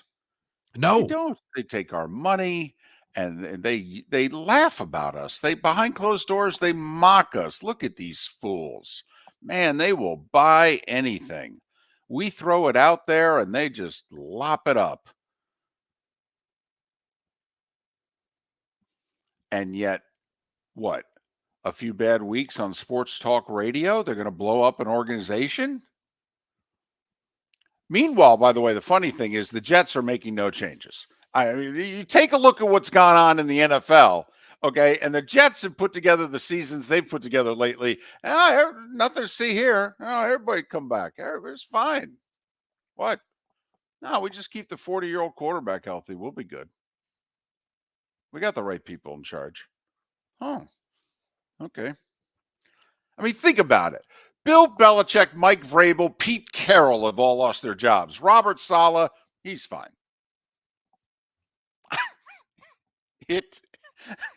You can see we're Jets fans looking around at the rest of the country going, hey, I think I want those people running my team. Can we overreact for once? But don't you think that's it in a nutshell? can we as fan bases anymore handle just being good? No, we can't. And you know, I'm not the fan I once was. I don't have that gene the way I did in my 20s and 30s. I'm still a fan. I root for greatness now more than I root for teams. But the last team that I was really into was the Detroit Red Wings. And they went a pretty long span after winning a cup of making the playoffs several more years after and really having no shot in the postseason. After they lost to Pittsburgh in Game 7. After winning the cup, they lost the next year to the Penguins to lose the cup. And then after that, they were good. Yeah, for about 8 to 10 years, they were They good. were fine. Right. They were never a cup contender. No. And you knew it going in. And David, you were playing with house money because there was so much success. Right. But you got complacent in the playoffs and you're like, whatever. And that's the last thing a fan base wants to be, is complacent. Because once you've experienced greatness, it's all that matters. And good no longer is good enough. But as fans, we do have to acknowledge the toughest step to take is from good to great. I mean, this is the step most likely to get wrong. Wouldn't you agree? It is the step that we always get wrong. I mean, very few, David, go from good to great, quite frankly. Most teams go from good, they stay good, then they get bad again. Right. They make the move to take the next step, and they're more likely to take a step back than they are to take that next step forward. You know, very few Phil Jacksons of the world, who twice was brought into organizations, kind of like, hell, the Bulls went to conference finals. And they said, Doug Collins not the guy to take us further. I mean, to really emphasize your point right now, Bill Belichick is arguably the greatest coach in the history of the NFL. David, we have fan bases out there. Eagles fans texting the show yesterday. We were talking about Belichick to the Eagles. I don't want him. Right. I know. Can't. I don't want him. No, not as coach. Right. All he proved is he can't win without Brady. Yeah, well. So, to tell you that fan bases are volatile, the Philadelphia fan base right now wants Sirianni out of there, but damn it, don't give me Belichick. That's the last guy that could fix this. Like Bill Belichick to wherever couldn't be Phil Jackson to the Lakers, huh? No? Because remember, the Lakers were good. Who is Del Harris, right? Del Harris, I think, had the Lakers. It was Mike Dunleavy in the early 90s. Then I think Del Harris got them good again. A young Kobe, Shaq came over, and, they were good. They could win 50-something games, but they weren't going past the second round of the playoffs.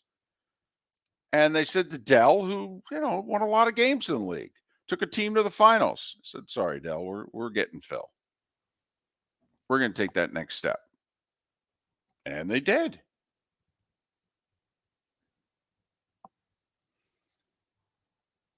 You can find this parallel in a lot of sports too, because you could it's a poor man's version of what David just said, but Dusty Baker coming to the Astros. I mean, you can always see a team that has good talent. You bring in the right coach, and you go from good to great and make that step you guys are talking about. But there are 174 examples of trying to take 10, 11 wins and end up with the Lombardi Trophy. And 2 years later, we have to fire everybody because we won 7 games. Yeah, all you have to cite is Trent's Lions with Jim Caldwell. 3 winning seasons. That's what I thought of, but I didn't want to bring it up. Get rid of him. Got to get rid of this guy. Right. He can't take the next step. How'd that work out?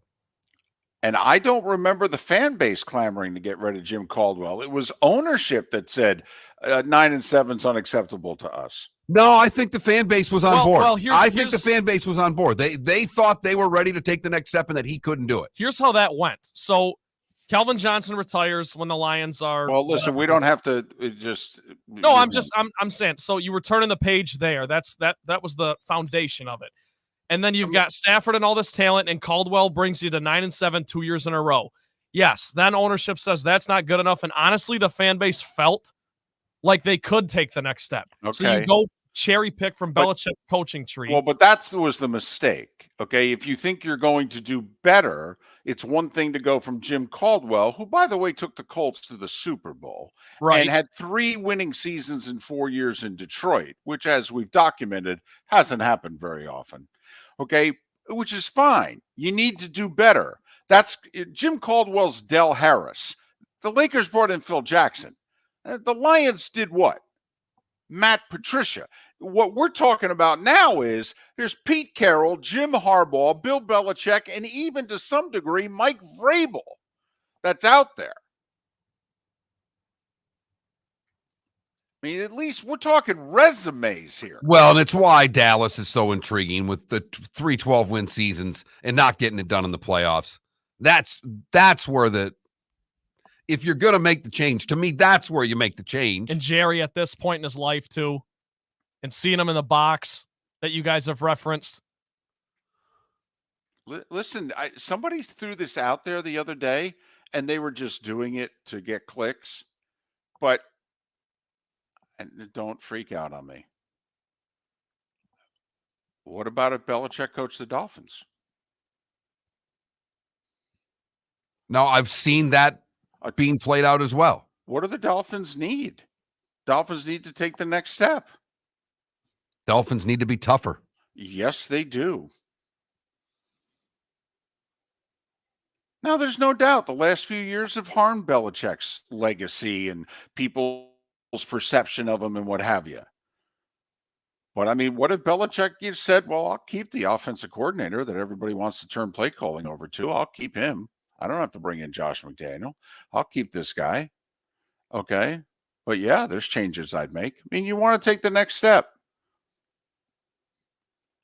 I mean, Pete Carroll's out there. Bill Belichick's out there. Jim Harbaugh's available.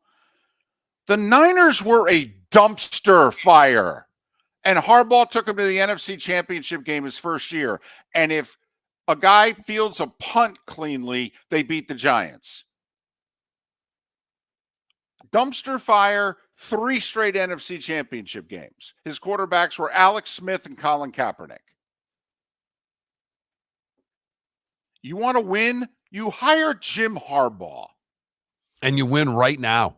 You win quickly.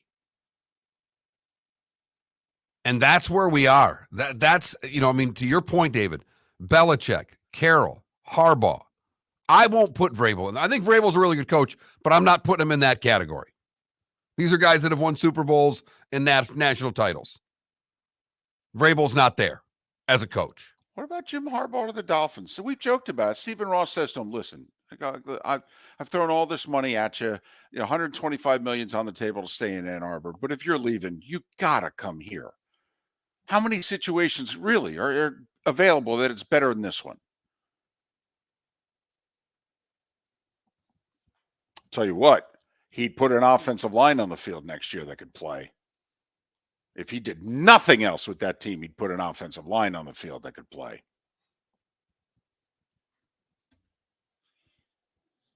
Miller and Moulton, 21,000's the text line. Where do you want to see these coaches? And what grade are you giving the Dolphins this year? It's our poll question. A, B, C, or D/F? This conversation we've been having all day is extremely interesting because of the legendary coaches that are available, right? You're not going to go pluck off people's coaching trees this year. You're not going to try to find the next upcoming hot thing. You're going to try to get Belichick. No, there's two different camps because like the Lions offensive coordinator, man, he'll have to turn down jobs. He's so hot.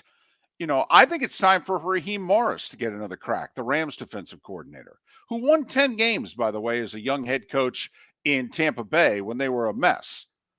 I mean, no, there's 3 or 4 of those, but there's There's actually more than 3. I mean, there's about 11. I was reading an article last week. There's about 11 coordinators / special teams coaches that are all viable candidates for jobs. Bobby Slowick. Yes. The defensive coordinator in Cincinnati. How many times can he get passed over? Oh, we can go right through the list. It's funny. I'm not hearing Vrabel linked with anybody. You? No. I think Carolina would be perfect for Vrabel if he wanted to work for that owner. He'd kill the owner. He'd think the Tennessee owner was good all of a sudden. And we know he doesn't think that. But they desperately need an adult with the way things are being run in Carolina, and Vrabel would give him that. Miller and Moulton, along the network, thanks so much for listening. In the 239, the Diamond District Bonus Hour is next. The law firm of Michael F. Hornung specializes in criminal defense, DUI, personal injury, nursing home claims, and auto accidents. I'm a former prosecutor with over 34 years of experience. The information I know is information you need to know. If you've been arrested for a DUI, time is of the essence to maintain your driving privileges. Call the law firm of Michael F. Hornung for a free consultation. At the law firm of Michael F. Hornung, we are committed to excellence in your representation. Being a local attorney with local knowledge is clutch to the success of your case. For over 30 years, we have successfully represented the citizens of Southwest Florida. For a free consultation, call 239-437-0095. That's 239-437-0095. Our offices are conveniently located in Fort Myers. Visit online at mfh-law.com. Visit Jason and Todd at the Diamond District. Hey y'all, it's Ben Allen. When it comes to singing and performing live shows, I'm in my comfort zone. When it comes to wanting to surprise my wife with diamonds, I'm a bit lost.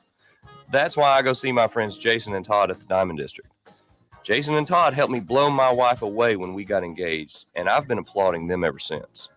If you're in the market for diamonds this holiday season, Southwest Florida has been giving Jason and Todd a standing ovation for over 20 years. Go see them and let Jason and Todd know that Ben Allen sent you. Thanks, Ben. We're proud of you and your accomplishments and thrilled that you are part of our Diamond District family. This holiday season, visit Jason and me at the Diamond District. We look forward to shaking your hand and welcoming you to our Diamond District family.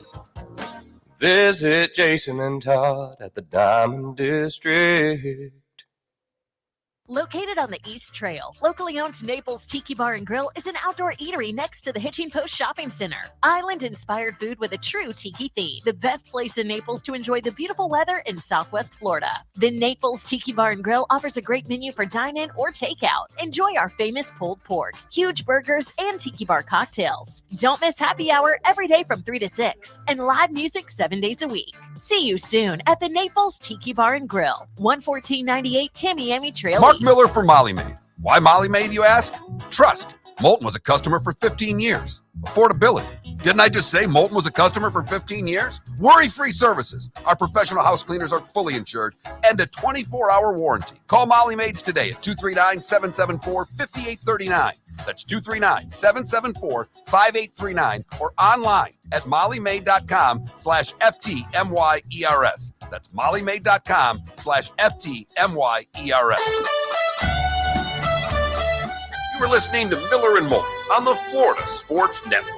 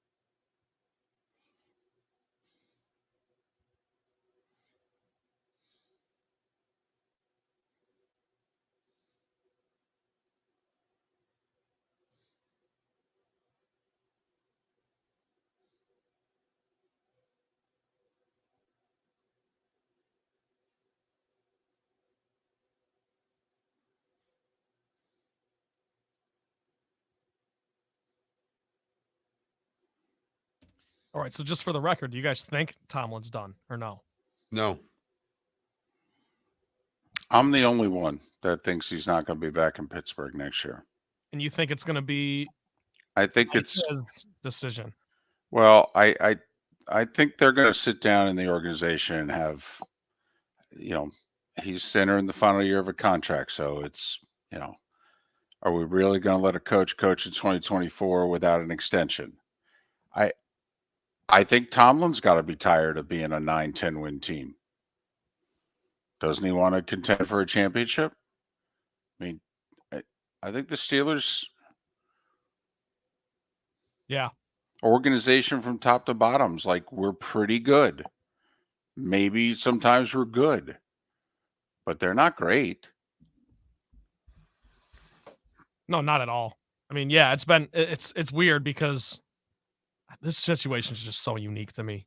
They make the playoffs every year. They have a winning record every year, but they don't do anything in it. So then how can you justify either? I don't know. You definitely can, but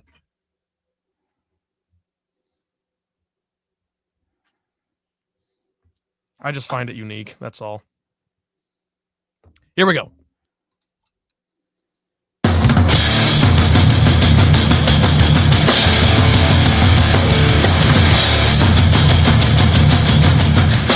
You are listening to Miller and Moulton, exclusively on the Florida Sports Network.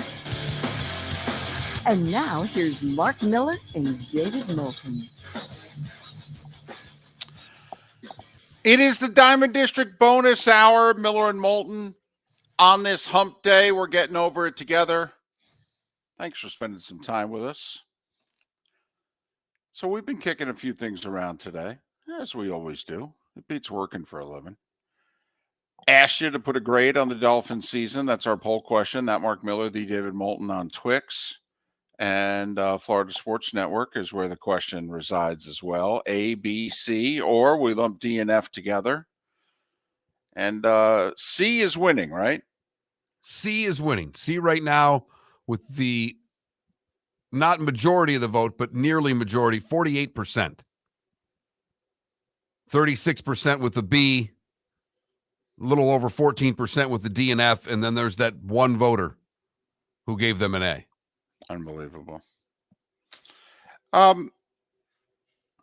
couple things to kick around. We've also been talking about, as fans, can we handle any more simply being good?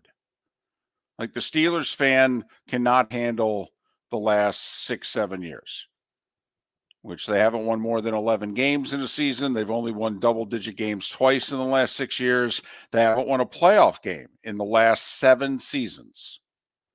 Probably the best team they've had in the last 7 seasons was the team that the Jags went to Pittsburgh and beat, Mark, in 2017.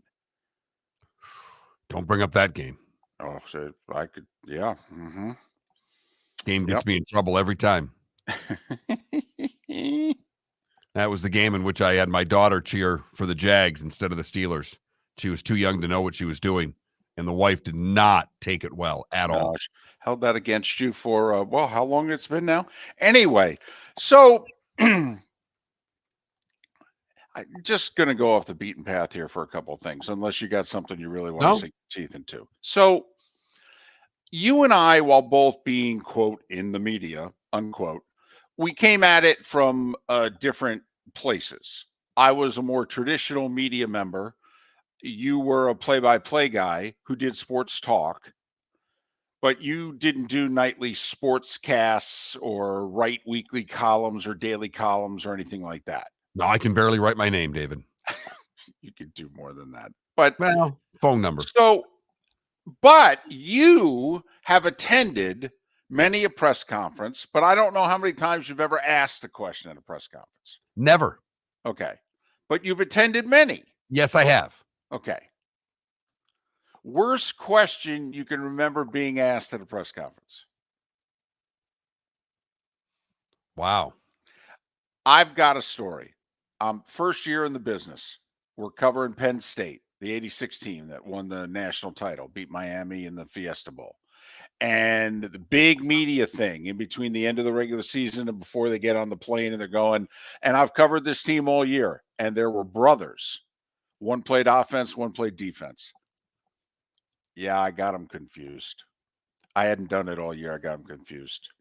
Big thing and what have you. Ask the offensive brother a defensive question. Yeah, at the press conference. This was before Southwest Airlines want to get away. Right. Damn. I was 20 years old too. I was like turning 21 like the next week. Yeah. Everybody's looking at me like, what's he doing here? And who gave him a job?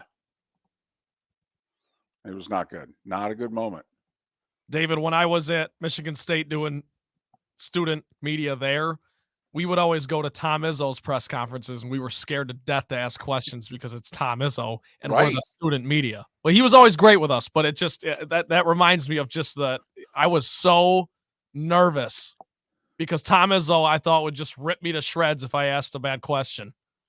The only time more in interview situations when the Everblades first started out, there are a lot of former hockey players that make Southwest Florida their home, and Craig Brush, who's my boss and now and still the GM there, he's bringing me up people. Hey, interview this guy. And I'm like, it's somebody from the 60s that played in the NHL. And I'm like, oh, this is great because I've got nothing. And it's not like I've got a computer there where I can look stuff up quickly in the early days of the Everblades. It wasn't right. Wasn't no readily media. available. Right. And to have to hope that they gave you enough in the first answer to get you through an interview was always the fun part. I asked that because it's making the rounds. Did you hear the question that was asked of Todd Bowles yesterday? Yes, and it was hilarious. Oh, yeah. It's painful. He was asked, how are the Bucks preparing for the weather in Detroit this weekend? Want to get away? Todd looked right at him. You know we play in a dome, right? And it's not like the Lions have played outdoors recently either. No. As a matter of fact, was the Silverdome built in about 76, I think? It's been at least 50 years since they played outside. I don't know if I have an image in my mind of the Lions playing a home game that I watched outdoors. I think my earliest memories are like a Thanksgiving game in 76 or 7 from the Silverdome. Opened in 75. I was off by a year. Honestly. David, hey, look, I'm a lifelong Michigander, born and raised. David, I have the foggiest of foggy memories of Lions games outdoors. And Was I mean, it just Tiger Stadium? Where'd they Tiger play? Stadium. Okay. As a little kid, right, watching some of that on TV. But I mean, to pin my head down on a Greg Landry pass, I wouldn't be able to pull that off. So I have to admit, I felt for the reporter. I'm like, well, it's kind of like getting Tiki and Rondé mixed up. I did that with a pair of brothers on Penn State. Damn. That was not good. We were in a group setting too. There were like 8 of us. Anyway. Also, there's something else that's come out in the last few days. So the NBA awarded the Clippers some future All-Star game. I think it's in 2026 because I think their new arena will be built by then. And apparently this place is supposed to be amazing. Well, the Clippers behind the one basket are creating the wall. 51 uninterrupted rows of fans. There are rules to sitting in amongst the wall. And the Clippers say they're serious. No Lakers jerseys. Is that a rule? That should be a rule. Oh, wait, it gets worse than that. A, you cannot cheer for the opposing team. You cannot wear opposing gear. And tickets can only be resold in the Clippers marketplace. Or what? How many rows is this? No, I mean, on that last 51 rows, how are they going to if I go sell it on StubHub, they're going to track every wall ticket that's sold and take my tickets away from me? Well, I will say NFL season ticket holders have lost their tickets this year by reselling them to to opposing fans. And they've gotten letters and emails saying, yeah, we're taking your season ticket rights away from you. How many double agents are there going to be that show up just wearing khakis and a white T-shirt and they're rooting for the other team? Well, here's my question. Is this legal? I'm trying to figure out if the taking of season, I'm sure there's some language in the season tickets. I'm still baffled at the season tickets being taken away from somebody. I bought them. I can't go. I sell them. Right. Well, no, hang on. You advertise for me to sell them on your websites. Ticketmaster is a proud partner of the NFL to resell tickets.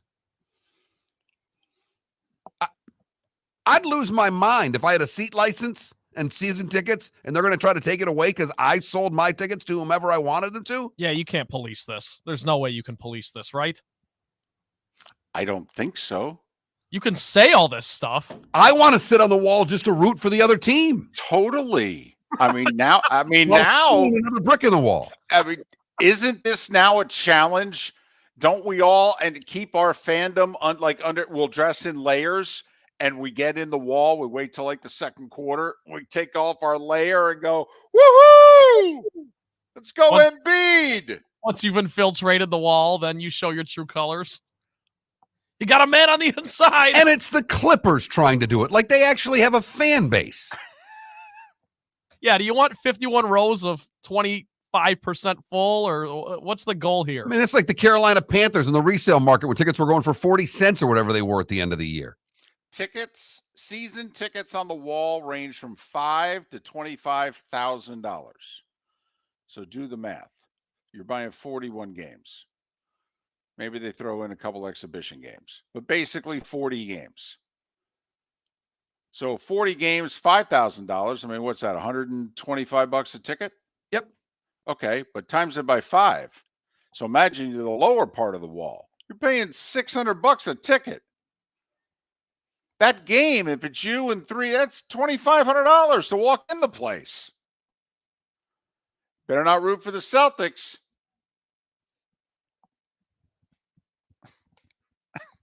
Or else. Just saying. Is this legal?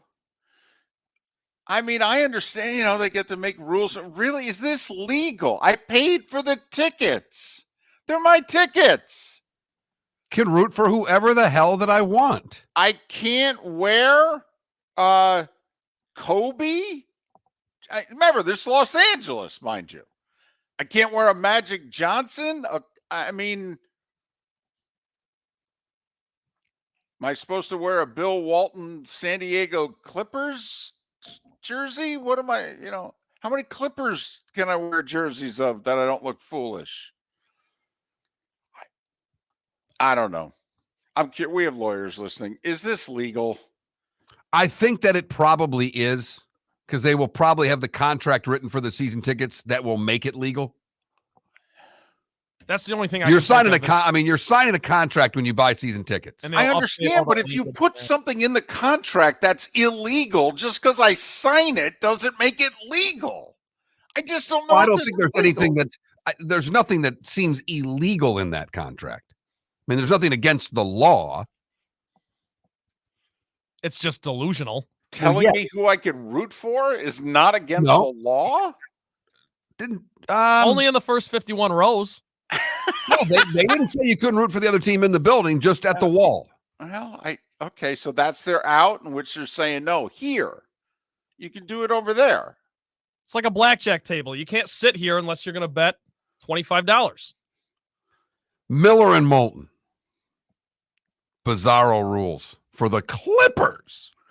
Get set for the thrill of a lifetime with Mud Wheelers Gone Wild at Redneck Mud Park, January 19th through 21st. 3 full days of mud, trails, camping, and more. All for ATVs and side-by-sides only. Friday night is movie night. Ride up and relax. Compete for cash, prizes, and more. With events like our new ATV and side-by-side Bounty Obstacle Challenge, side-by-side and barrel races, and scavenger hunt. Don't miss this family-friendly ATV and side-by-side only event at Redneck Mud Park, January 19th through 21st. Visit redneckmudpark.com for discount tickets and details.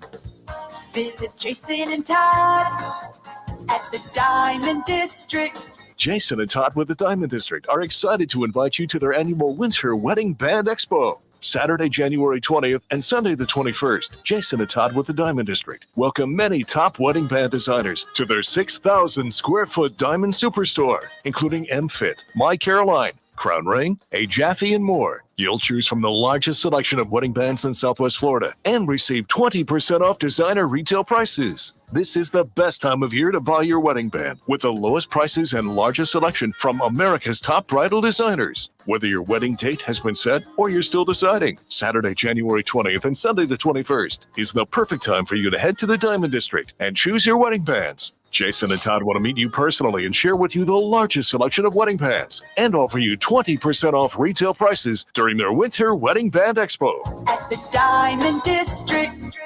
Hello, friends and family of Southwest Florida. Are you looking to tap into the electric vehicle market?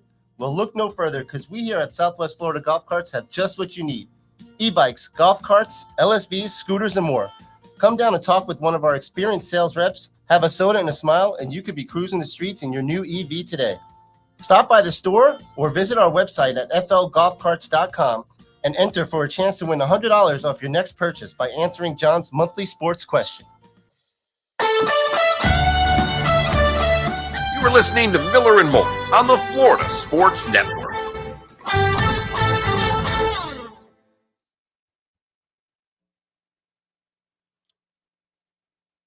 So Caleb Downs is in the portal. Kid from Bama, David. Mm-hmm. He's in the portal. Yeah, he's pretty good. Yeah. And as Brandon Marcello says, biggest news of the day so far, Alabama safety is in the portal, and everybody's going to want him. Georgia will be the one to watch.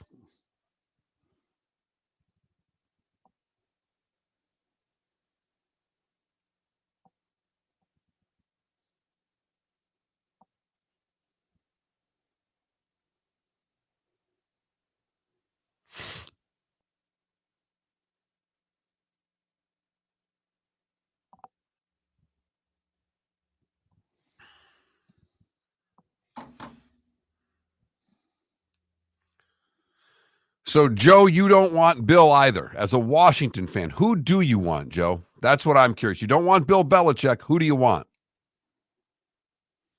I've not seen anybody that wants Bill except for the one Bucs fan who hates bowls and wants to bring Belichick to Tampa. Nobody wants Bill Belichick. Which he would never go to Tampa, right? Because of the Brady connection. I don't think so. I don't think he would ever go to Tampa. I actually think it's the one place he wouldn't go. I'm with you. Yeah.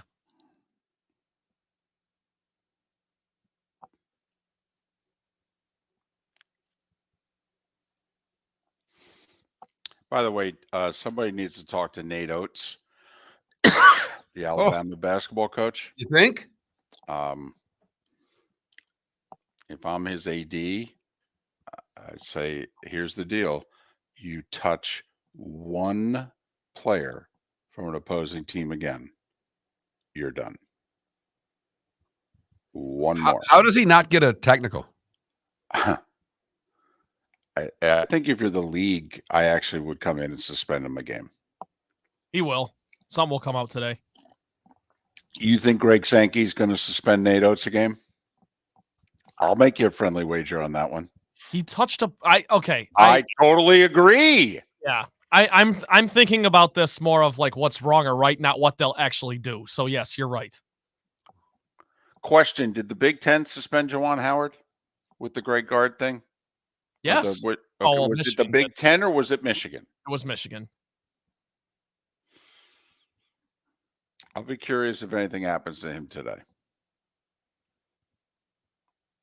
Now, maybe Sankey picks up the phone and he calls Greg Byrne. He says, listen, I know you've been busy, but You got to do something about this. Well, by the way, I think that's what happened with Jawan with the Greg Gard thing. Because I mean, he hit somebody. How can the? I mean, the Big Ten doesn't want to be the bad guy, but I have to imagine that's how that situation went. Actually, see, and if I was running the Big Ten, I would want to be the bad guy. Oh, me too. But it's Michigan. We know how that goes. Hey, they ain't Ohio State, okay? I mean, they're 1A. They're not 1. Yeah. But no, I'm with you. I think Sankey might call Bama and just say, hey, do something about this.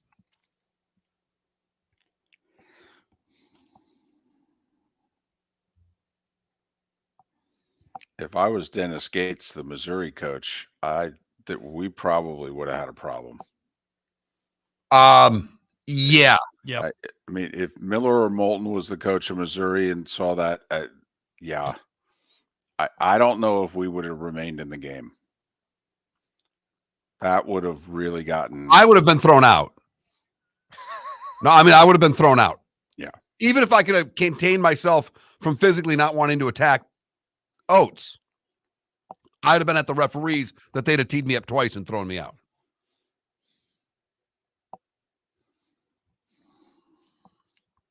So you would rather have, Joe, this is fascinating to me. You'd rather have a hot offensive coordinator who's never coached a game in the league instead of Bill Belichick.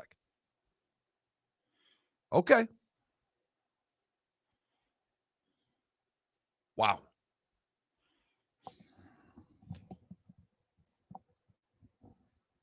Is that on the text line? Yeah. No, it's in the Twitch chat room. It's I get all of them on StreamYard. You only get Twitch. Oh, I get gotcha. the YouTube chats as well. I gotcha. Okay, here we go.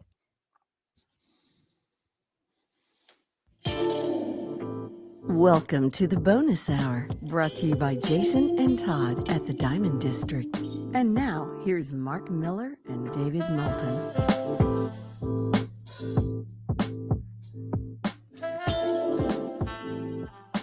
21 minutes past the hour. The Diamond District bonus hour for Miller and Moulton. Thanks so much for being with us. Just so you know, Valentine's Day is, I believe, 4 weeks today, right? 4 weeks today, Valentine's Day? Which means the biggest breakup day of the year is in 3 weeks, right, David? Isn't it like the 10th or something like that? It's a few days before Valentine's Day that I think Facebook did it based on relationship status, that the most days that relationship status changes is sometime in February before Valentine's Day. One of those days, biggest breakup day of the year. You stick through it for Thanksgiving and Christmas, but get rid of them for Valentine's Day. Well, I think makes absolutely zero sense to me. The holidays might be where it festers, though. It could. That's probably what sets you over the edge, and then you put up with it through January, and then you're like, you know what? I hope you're right. You know what, Trent? I hope that philosophy is right, because that makes a lot more sense. One more, you go to the holidays, you go to the in-laws or the soon-to-be in-laws, and you're like, 30 years of these people? No damn way. Get me out. I think it's in between Christmas and New Year's. Start thinking New Year's, what's the year going to be like? What goals do I have? Am I really going to stay with so-and-so? And I remember when I had goals heading into the new year. I remember when I had goals too. That was remarkable. So invigorating. And so I think then that's when it starts. It's after Christmas. You start thinking New Year. And then it's now you go into the year with a seed of doubt. And then something happens during the first part of January in which you go, yeah, I think we're going to hire a new coach. Yeah, I think so. I think we're going to make a change. But if you've stuck with the one that you love and you need something for Valentine's Day, there is nowhere better to go than the Diamond District. Right. And if you popped the question over the holidays and you need the wedding band, they've got their big wedding band expo this weekend at the Diamond District. So whatever you need, you're a big spender and you want to buy a huge diamond for the gal in your life, they've got that. You're on a little bit more of a budget, they can take care of you there too. Just make sure when you shop at the Diamond District, you tell them that Miller and Moulton sent you. Did you see what Alabama basketball coach Nate Oates did yesterday? I did. He shoved a player from Missouri, right? Now, it wasn't No. a forceful shove, if you know what I mean. It wasn't two hands. It was one hand, and it was kind of a, hey, get back. But he does put his hand clearly on the player's chest, and he pushes him back like, get out of here. Go. But he put his hand on an opposing player. And there was nothing called, for the record. No technical, nothing. No, the one official gets annoyed with Oates. He's standing next to Oates, and you can read his lips. He goes, hey, come on. And he then goes from Oates' side to in front of Oates to be like, hey, that's enough. Okay, and he's giving him some, but you're right. He didn't tee him up at all. And the other official starts, getting in the chest of the Missouri player who's looking at him like, he pushed me. I'm not doing anything here. You and I think I know you well enough, and I think you know me well enough. Dennis Gates is the head coach at Missouri. If we were Dennis Gates and Nate Oates put his hand on one of our players, and it was not a big brouhaha either. It was like, the play ends, whistle blows, we're going to have a TV timeout. It's near the Alabama bench, and some players are just kind of, jawing a little bit too. It's pretty calm. And Nate Oates walks off the bench, walks in between his player, the Missouri player, puts his hand on his chest and says, get out of here, and pushes him Doesn't away. put his hand on his own player's chest and push him back towards the bench and saying, right, enough already. Come on, right, let's go. Went to the opposing player. David, I would have lost my mind if I was the Missouri coach. Yeah. I don't know. I would hope that I wouldn't have gone after Oates. I probably would have, but I certainly would have gone at the officials and wanted a technical called, at which point I would have been so incensed that I would have probably gotten 2 T's and been thrown out of the game. Yeah, if Miller or Moulton were the head coach of Missouri, this would have been old school. This would have been Dean Smith, Rick Barnes. We would have been nose to nose with Nate Oates. There's the only way we wouldn't have gotten in Oates' grill is if people had literally physically prevented us from reaching him. I can't believe he wasn't teed up. I can't, David. Because it was right in front of the referee. I mean, as you said, the referee. Two of them. They're within 3 feet. And if the second referee didn't really see the push because he came over and got in the Missouri player's face a little bit, he just was trying to break something up. But it's clear that the one official sees it. Yeah, and he is verbally chastising Oates. He's like, hey, come on, stop it. No.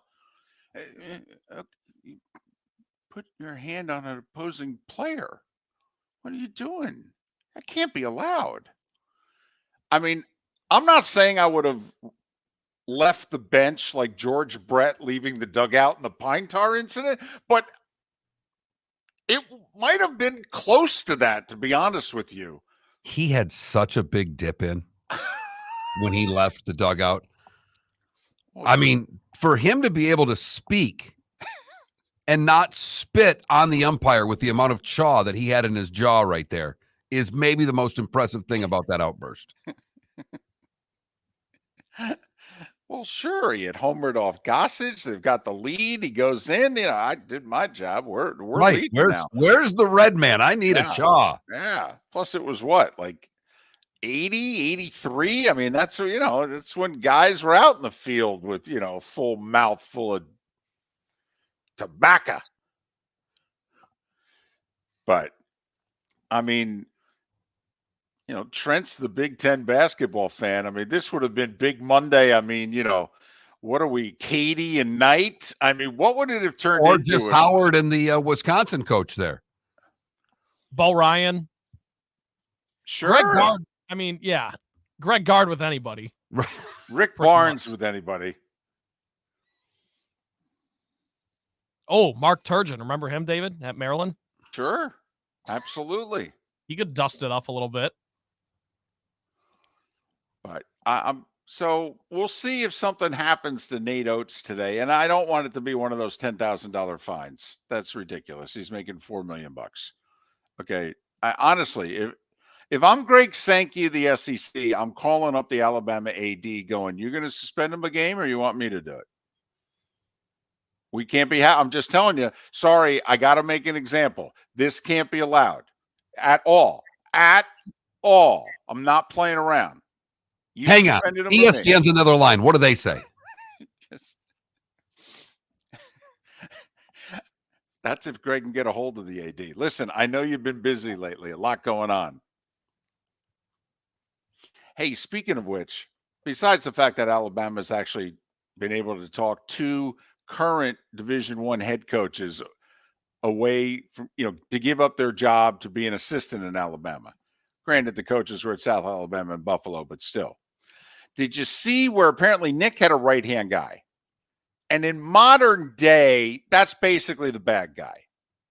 Not bad, bag with a G.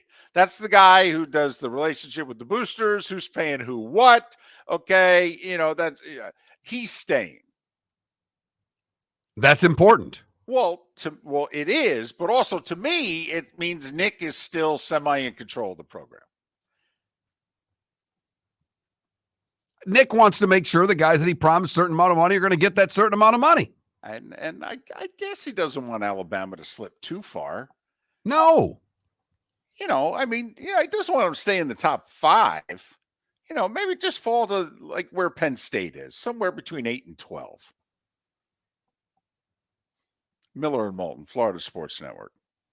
The waterways of Naples are a beauty to behold, and the Bayfront Inn has multiple ways for guests to enjoy the water and have some fun. Gather your family and friends and enjoy a leisurely day on the water with a pontoon or deck boat. If you prefer to explore the waterways without a motor, the Bayfront has canoes, standboards, and kayaks. At the end of your journey, enjoy lunch or dinner at the Bamboo Tropical Bar and Grill. The Bayfront Inn. Something for everyone. On 5th Avenue in Naples. Located on the East Trail, locally owned Naples Tiki Bar and Grill is an outdoor eatery next to the Hitching Post Shopping Center. Island-inspired food with a true tiki theme. The best place in Naples to enjoy the beautiful weather in Southwest Florida. The Naples Tiki Bar and Grill offers a great menu for dine-in or takeout. Enjoy our famous pulled pork, huge burgers, and tiki bar cocktails. Don't miss happy hour every day from 3 to 6 and live music 7 days a week. See you soon at the Naples Tiki Bar and Grill, 11498 Tamiami Trail. Mark Miller for Molly Maid. Why Molly Maid, you ask? Trust. Moulton was a customer for 15 years. Affordability. Didn't I just say Moulton was a customer for 15 years? Worry-free services. Our professional house cleaners are fully insured and a 24-hour warranty. Call Molly Maids today at 239-774-5839. That's 239-774-5839 or online at mollymaid.com/FTMYERS. That's mollymaid.com/FTMYERS. Hello, friends and family of Southwest Florida. Are you looking to tap into the electric vehicle market? Well, look no further because we here at Southwest Florida Golf Carts have just what you need. E-bikes, golf carts, LSVs, scooters, and more. Come down and talk with one of our experienced sales reps, have a soda and a smile, and you could be cruising the streets in your new EV today. Stop by the store or visit our website at flgolfcarts.com and enter for a chance to win $100 off your next purchase by answering John's monthly sports question. You are listening to Miller and Moulton on the Florida Sports Network.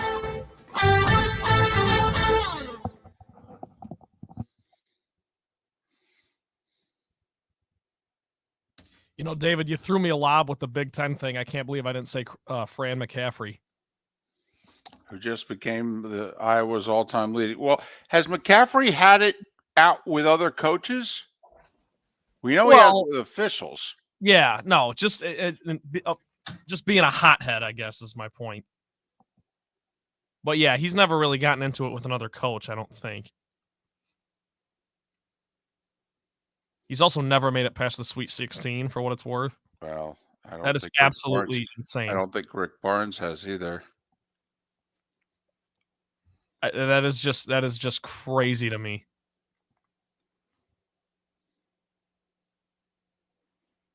been there 14 years.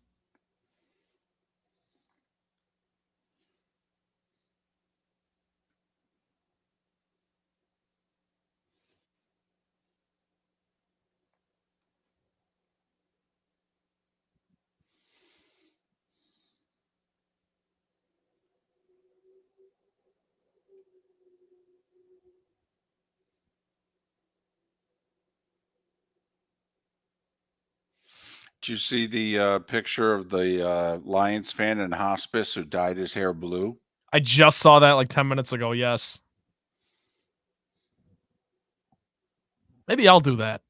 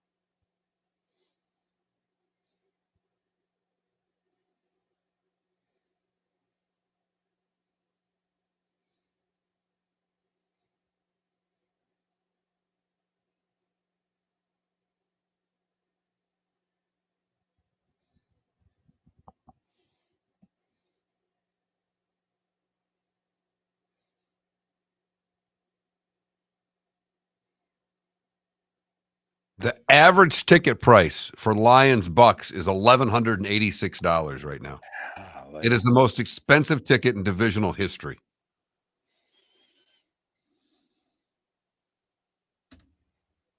And for just $3,000, you can go.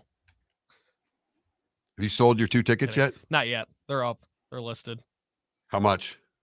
Right now, I got them at $800 a piece. I'm gonna have to come down, but I just set it there and then kind of see what happens.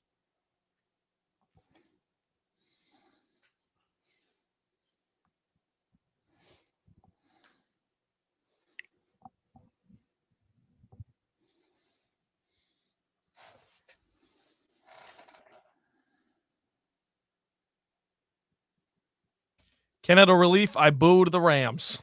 What's the per ticket price next year per game? Per seat. I haven't done the math. I think like 700 something. Wait, no. For all 4, you mean? Per 700 per. No. Per ticket, you're talking. Yeah. So $2,800 a game? They were 888 this year for me, and they went up to like.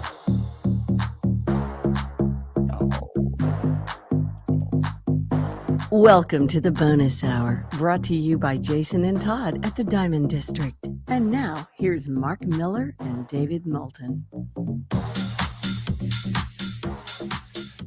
22 minutes until the top of the hour, 16 until we're out of here. The Diamond District bonus hour of Miller and Moulton. Roy Cummings to join us tomorrow. The Bucks are still playing. We knew Tampa would be one of the last 8. Come on. It's not a surprise. Just give me some good games. We've had one good game. We've had one game. Yeah. So far. It happens. I understand. It happens. Kurt Bodenhausen, who was scheduled to join us earlier in the week, is going to join us tomorrow.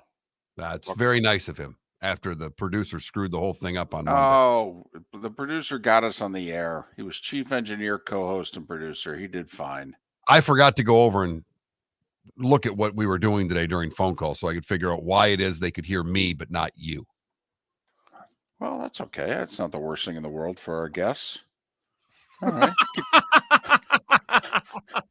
I mean, I saved them 10, 12 minutes of me. That's, I think you're doing them a service, Mark.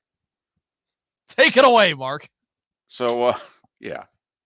It's time for someone to take back this segment, if for no other reason than to stop David from talking about Meghan and Harry. Here's Mark Miller with Today Was the Day When.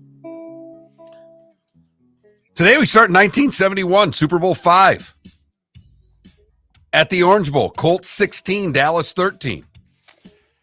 Bob Lilly, so angry after the winning field goal goes through. The famous shot of him taking his helmet off and hurling it like you would hurl a golf club into a tree. Today in 76, Barry Manilow's I Write the Songs was number one in the land. It's a monster. Just a monster. The Sex Pistols announced their breakup today in 78.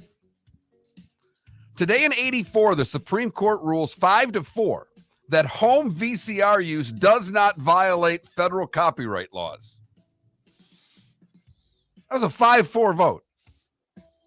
If it was the other way, you weren't basically allowed to tape shows in your home. Right. Thank goodness it went the way it did. Today in 88 was the fumble. The Broncos would go on to beat the Browns 38-33. Hope Gary's not listening. I don't know what to tell you. Today in 93, the Bills beat the Dolphins 29-10 for the AFC Championship. The Cowboys would beat the Niners 30-20 in that game. Last time the Dolphins were in the AFC Championship game. 31 years ago. Today in 95, the LA Rams announced they are moving to St. Louis. Joke's on St. Louis. Steve Yzerman joins the 500 goal club today in 96. Today in 99, the Broncos would beat the Jets, and Atlanta would beat Minnesota 30-27. I was The there. miss. I was there. Gary Anderson, perfect all season. 39-yard field goal from the left hash mark would have sealed the game 3 minutes ago in regulation. Vikings haven't been to a Super Bowl in 47 years. Ben Franklin, Arnold Rothstein, Al Capone, Customato, Betty White, Jacques Plant, Vidal Sassoon, Don Zimmer, Muhammad Ali, and Andy Kaufman, all born today. Those celebrating birthdays today. James Earl Jones is 93. Steve Harvey is 67. Susanna Hoffs from the Bengals is 65. That was probably just for me, for the record. I may have to go watch the Walk Like an Egyptian video a little later.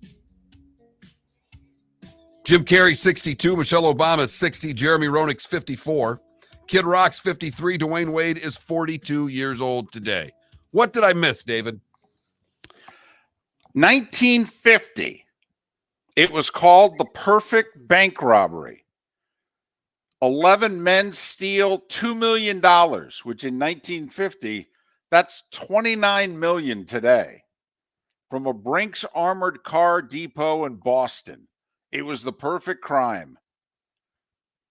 They were caught 6 years later, days before the statute of limitations for the theft expired.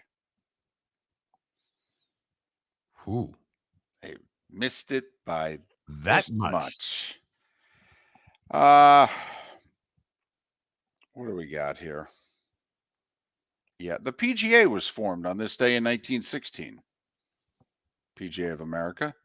And Ireland granted its first divorce on this day in 1997. Huh? Yeah. Catholics are tough on that whole divorce thing, David. Yes. Okay. There was a 95 referendum. Okay. And the first divorce in Ireland granted to a terminally ill man who wished to marry his new partner. Okay. And people say it was the beginning of the decline of the Catholic Church's power over the Republic of Ireland. But the Irish Constitution, beginning in 1937, specifically forbade divorce. So there. Wow. There you go. You've heard folks elsewhere mock Florida is gonna Florida. Well, Mark Miller sees it differently. He calls it the good, the bad, and the ugly. What you got, Mark? We go to Sarasota for the good, where an FWC officer dove into the Intercoastal Waterway to save a man from a vehicle that drove off of a seawall and into the water in Sarasota. The officer and a good Samaritan broke into the vehicle's window and saved the driver. After ensuring the man was safe, the officer dove back into the water with a dive mask to check for other occupants. FWC reports everyone involved is safe. For the bad, we go to Clearwater, where Jessica Beatty is a lifelong criminal. She was arrested back in December after possession of drug paraphernalia and driving on a suspended license. She has a litany of crimes in her 42 years. She added one more to it when she went to take her P-test because of her December 28th arrest. She had a fraudulent urine sample that she did say that she collected from her aunt's dog. She was unable to pass the dog urine for her own and was arrested. Finally, the ugly. We go to St. Louis, where Marion Jones, David, also nearly got away with a robbery. They robbed a Foot Locker back in October of 2021. His accomplice was arrested, but didn't give up the 49-year-old Jones.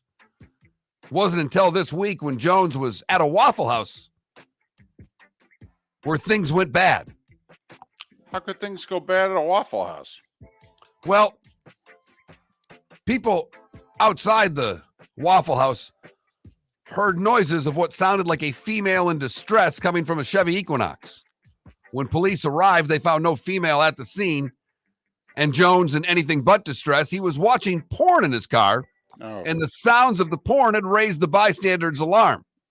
When they ran the plates, they found out the car was stolen. They asked Jones if he had any weapons. Of course, he had one on his hip, and he was arrested on the spot. So if he had turned down the volume on the porn he was watching. Earbuds, David. Earbuds. That's all the man needed. And that is the good, the bad, and the ugly on today, January the 17th, 2024. Magic and Heat both in action tonight. Orlando's in Atlanta. Why are the Hawks a 4.5-point favorite? Is there anything I'm missing there? I mean, Atlanta's not good. Orlando's not bad. Orlando just beat the Knicks in New York. To me, I don't know. Vegas knows something because it screams take the 4.5. So it probably means Atlanta's going to win and cover. Heat are in Toronto and they're 2.5-point favorites. ESPN at 7:30 is Milwaukee and Cleveland. ABC at 8:30. Anybody been sampling, Trent? The NBA Wednesday nights on ABC? Of course. They just started this. Yeah. Mavs and Lakers, 8:30. So ESPN and ABC tonight. 7:30 Lakers and going 8:30. for 2 in a row, David. How will that affect LeBron's legacy? Right. More tomorrow on Get Up and First Take. Hockey, only 3 games. The nationally televised one is Chicago at Buffalo. But the Wings are at sunrise, take on the Panthers. It should be an entertaining game. We got some college hoops tonight, man. FS1, UConn, first game as the number one team in the country in 15 years, hosting 18th ranked Creighton, 7 o'clock FS1. Kentucky's in action, 7 o'clock on the Deuce. North Carolina's Two in ranked teams on action. the road against unranked teams, if you will. Ole Miss is at LSU. Ole Miss ranked 22nd in the country. And Auburn is at Vanderbilt, where they're an 11.5-point favorite. Yeah, Ole Miss, even though they're ranked, they're an underdog at LSU. LSU favored by 3.5. Arguably best game in the Big 12 tonight. 9 o'clock ESPNU, Texas Tech at Houston. They're both nationally ranked. Our buddy Andy Enfield, USC is struggling. This was Yes, they are. They were supposed to be good this year. They were preseason top 20. They had arguably the best guard in the conference returning and the best high school point guard in the country signed with them. They've been injured. They've been inconsistent. They're very shorthanded right now, and yet they're still better than UCLA. But 10 o'clock ESPN, Andy Enfield and the Trojans in Arizona to face nationally ranked Arizona. Would you take 19.5? They're having trouble scoring. They're so shorthanded, Bronny is starting for them. Would I take the 19.5? Yes, I would, but I shouldn't because they're going to lose. You might need all of them. Yes, I really might. So there you go. Part of me wants to trek across the alley tonight. Go to Sunrise. I was just thinking that. I was just looking at ticket prices. I don't know how I pull that off with the extracurriculars with the daughter, but I might be able to get it done. 9 o'clock on ACC Network, Carolina. North Carolina's in the top 5. They're hosting Louisville, who's played much better of late. They're big dogs tonight. So that's what's on tap for tonight. As we've made it halfway through the week, we've gotten over the hump. We're already on the downside. It's the one thing about the Wednesday show. Right when we had David Bearman on, it's like, all right, second half of the interview, we're halfway through the week, if you will. Let's start moving this thing forward to the weekend. And we'll jump in tomorrow. You've got a little jump in your step there once you realize that, we're on the second half of the course. A lot of love for the Dolphins today on today's show too, which is nice. Why? A lot of Dolphins talk, at least. A lot of Dolphins talk. How's that? Gotcha. How about a lot of questions about the Dolphins? I mean, it's our poll question. We asked you to grade their season. A lot of C's, and to me, a surprising number of B's. The glass was half full. Dolphin was Roy Cummings today. They were more positive than I thought they'd be. They were less Miller and Moulton, more Roy Cummings. Boy, and there are so many questions. Yeah. Of what they need to do to take that next step. Can they take that next step? And there are a lot of people who think with Buffalo in their division and Josh Allen that they're unable to. That Josh Allen prevents them from taking that next step. So after dealing with Brady, who prevented them from taking that step for nearly 20 years, now they have to deal with Josh Allen? Correct. So it's kind of like being a Vikings, Lions, and Bears fan and dealing with the Packers for all these years, huh? Yep. That's all right. The Bills still won a Super Bowl. Until they win that Super Bowl, there's always going to be a little bit of angst. Chris Greer could be entering the final year of his deal, too. This could be a package deal at head coach and GM. Be careful. Division or bust next year? How can it be with Buffalo in the division? How can it be? You've got to be careful of what you do here. Hey, you know how I feel. I think it's more playoff success. I don't think Stephen Ross will care if it comes as a division champion or a wild card. Roy Cummings on the show tomorrow. Have a great rest of your hump day. The law firm of Michael F. Hornung specializes